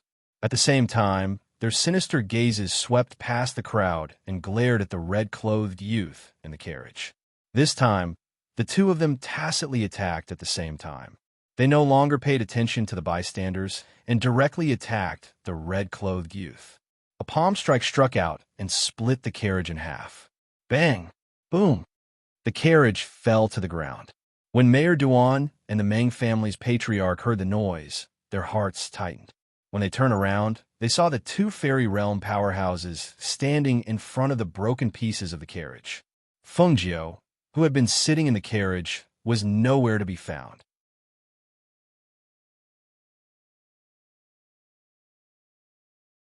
Chapter 1576. Are you looking for me? Are you here? When the voice reached their ears, three of them quickly turned around.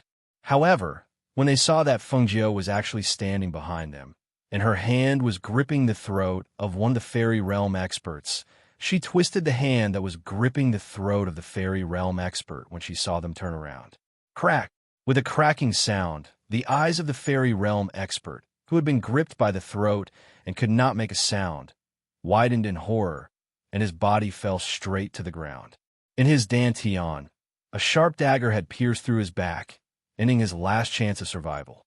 Until his death, the fairy realm expert did not make a single sound, and he did not even have the chance to resist. Seeing this scene, the hearts of the three people were overwhelmed with shock. It was as if a sudden clap of thunder had risen from the ground, causing their minds to be greatly shaken. However, before they could recover from their shock, they felt a murderous aura assaulting their faces. A bone-chilling aura of death enveloped them. It was only when the pain spread throughout their bodies that they instinctively reacted. However, at this time, blood had already seeped out of their necks. As they touched the blood on their necks, the three of them did not doubt that if they had retreated a little later, their throats would have been slit. Didn't you want to find me? I'm right here. Feng Jiu twisted the dagger in her hand, and her clear eyes narrowed as she stared at them. You'd better escape before I kill you. Otherwise, if you fall into my hands, I have plenty of ways to make you suffer a fate worse than death. As soon as she finished speaking, she took advantage of the fact that they were still in a daze, and her red figure once again rushed toward them. It was also at this time that the three people who had come back to their senses gritted their teeth and shouted sternly, "Kill her!" The pressure of the fairy realm experts instantly filled the air, and the airflow that was released from their bodies formed a whirlpool that surrounded Feng Jiu. The airflow surged and swept up the sand and stones on the ground, isolating her from the rest of the people. The three fairy realm experts entered the whirlpool together to kill Feng Jiu. The murderous aura that covered the sky spread out from the whirlpool, and the people outside could not see what was happening inside. They could only hear the sound of swords clashing against each other from time to time. After a few screams, two of the fairy realm experts were ejected from the whirlpool and fell heavily to the ground. At this time, the airflow of the whirlpool dissipated, and the last fairy realm expert fell from the sky, clutching his wound, and retreated. Feng Jiu, too, had a few wounds on her body, but blood stained her clothes, and no one could tell. At this time, Guan Xilin, who had dealt with most of the nascent soul cultivators, strode over to Feng Jiu's side. When he saw that she had a few wounds on her body, his gaze turned cold, and a murderous aura burst out from his body. He waved his large blade, and slashed at the two fairy realm experts who had fallen to the ground and had yet to stand up. With a wave of his saber filled with bloodthirsty killing intent, he ruthlessly cut the two men into two halves. Two mournful screams filled with unwillingness rang out, accompanied by the gasps of the surrounding people in the air. Fresh blood stained the ground, and the bloodthirsty killing caused everyone to tremble in fear. They all retreated a few steps, not daring to move forward. When he saw this scene, the only surviving fairy realm expert gritted his teeth and shouted, "Let's go." Even if he was unwilling, he could not stay any longer. Otherwise, he would be completely annihilated.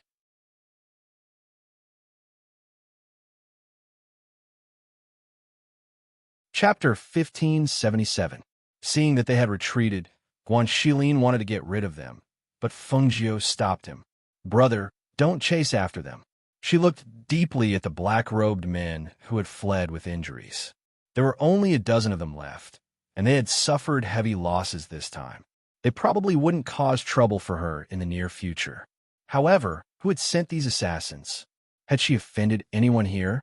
As soon as she thought of this, a figure appeared in her mind, but she wasn't sure.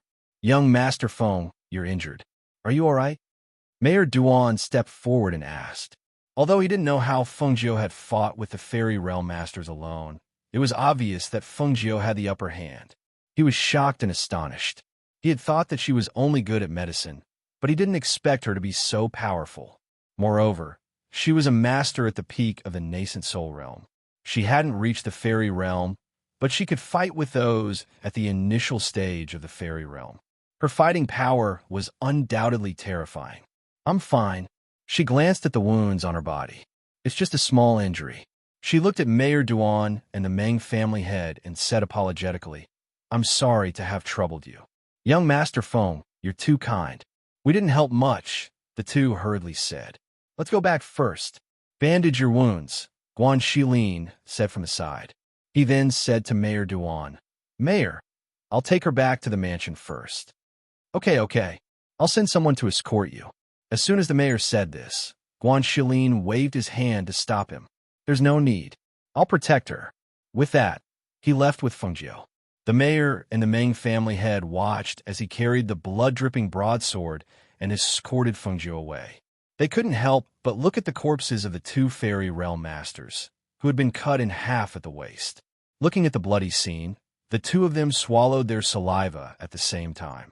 That's right, with him protecting her and Fengjiu's abnormally strong fighting strength.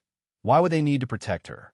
After Fengjiu and Guanxilin left, the head of the Duan family sent his father back to his residence after leaving some people to deal with the corpse. As for the two sacred experts who had previously caused trouble for Fengjiu, they had long since hidden themselves, not daring to show their faces. As for the other alchemists and pharmacists, there was even less of a need to talk about them. After the assassination attempt, they only wanted to avoid being investigated. How could they care about anything else? Fortunately, Fengjiu did not argue with them and directly ignored them. When City Lord Duan saw this, he even more so wouldn't purposely mention it. After all, those two were also sacred experts, so no matter what, he had to leave them some face. They watched as everyone left and the corpses on the ground were cleaned up. However, the blood-stained ground and the smell of blood that permeated the air still lingered in their nostrils. It didn't disperse for a long time, and they couldn't calm down either when they returned to the mayor's residence. Guanxilin directly sent Fengjiu back to her room and asked her to take off her outer clothes to check her wound. When her red outer clothes were taken off, Guanxilin's eyes narrowed when he saw the blood-stained scene. Why is there so much blood? Because it was originally a red dress, he thought it was just a small wound. He didn't expect there to be so much blood.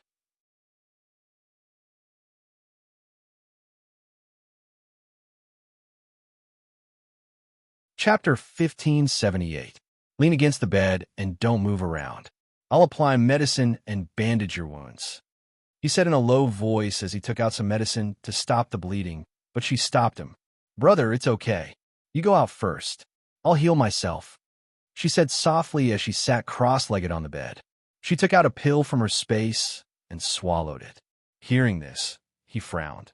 How are you going to heal yourself when you're injured like this? You have to apply medicine immediately. Otherwise, I'll call that little girl over to apply medicine for you.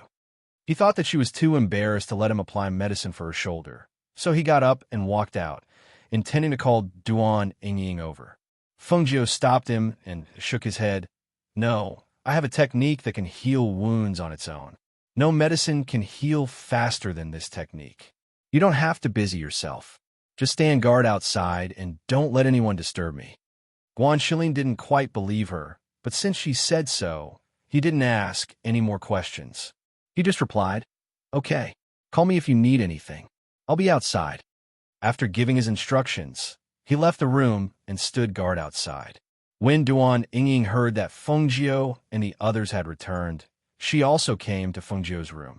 Seeing Guan Shilin standing guard by the door and covered in blood, she couldn't help but turn pale. She asked worriedly, Brother Guan, why are you covered in blood? Where's Fengjiu? Although she drank the medicine that Fengjiu gave her, her voice was still a little hoarse and dry. Even so, her voice was still clear and audible. Guan Shilin glanced at her and said, We ran into some trouble outside and killed a few people. But she's injured and is now healing. You should go back to your room first. Is Fengjiu okay? Is he okay? She asked worriedly. He's fine. Don't worry.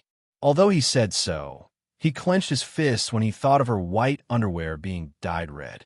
Who wanted to kill her? They'd even sent out so many strong cultivators. It looked like they were determined to kill her. This person dared to make a move on his sister. He would definitely not let him off.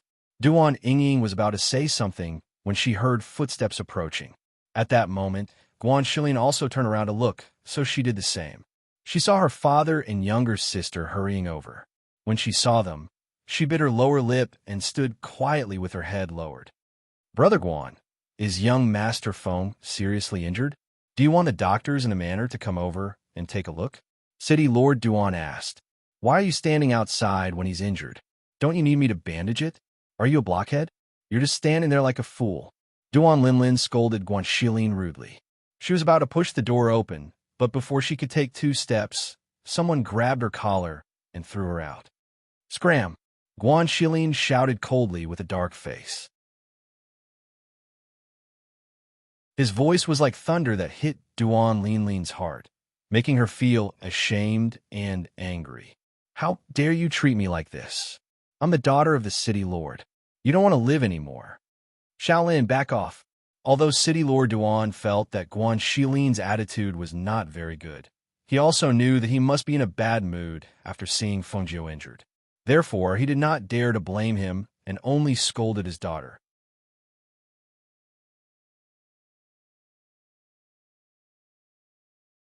Chapter 1579.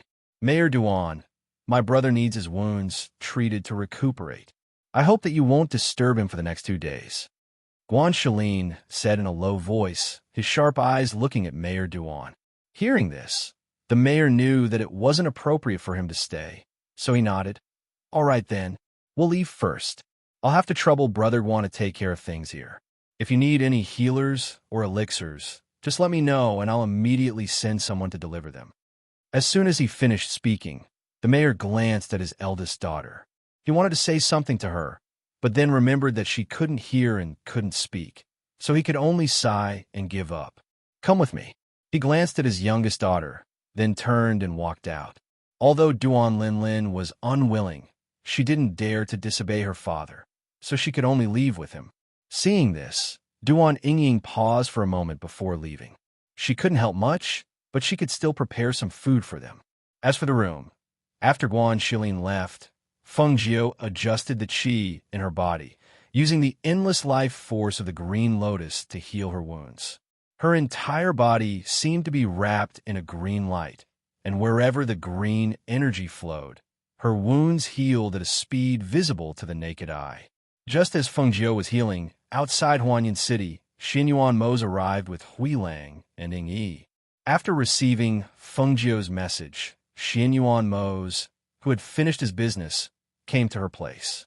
Master, we've arrived at Huanyan City. Huilang looked at the words on the city gate and said with a smile, The ghost doctor definitely didn't know that we'd arrive so quickly. She must be very surprised to see us. Ingy glanced at Hui Lang and said, "She's just surprised to see Master. What does it have to do with you?" Hui Lang rolled his eyes and said unhappily, "Can you not pour cold water on me? I haven't seen the ghost doctor for so long. I miss her too." However, just as he finished speaking, he felt a pair of cold eyes staring at him. When he turned around and saw that it was his master, he couldn't help but smile awkwardly. "Master, actually, I don't miss the ghost doctor that much." However, just as they were talking and laughing, a black-clothed man appeared out of nowhere. He flashed behind Ying and said something in a low voice.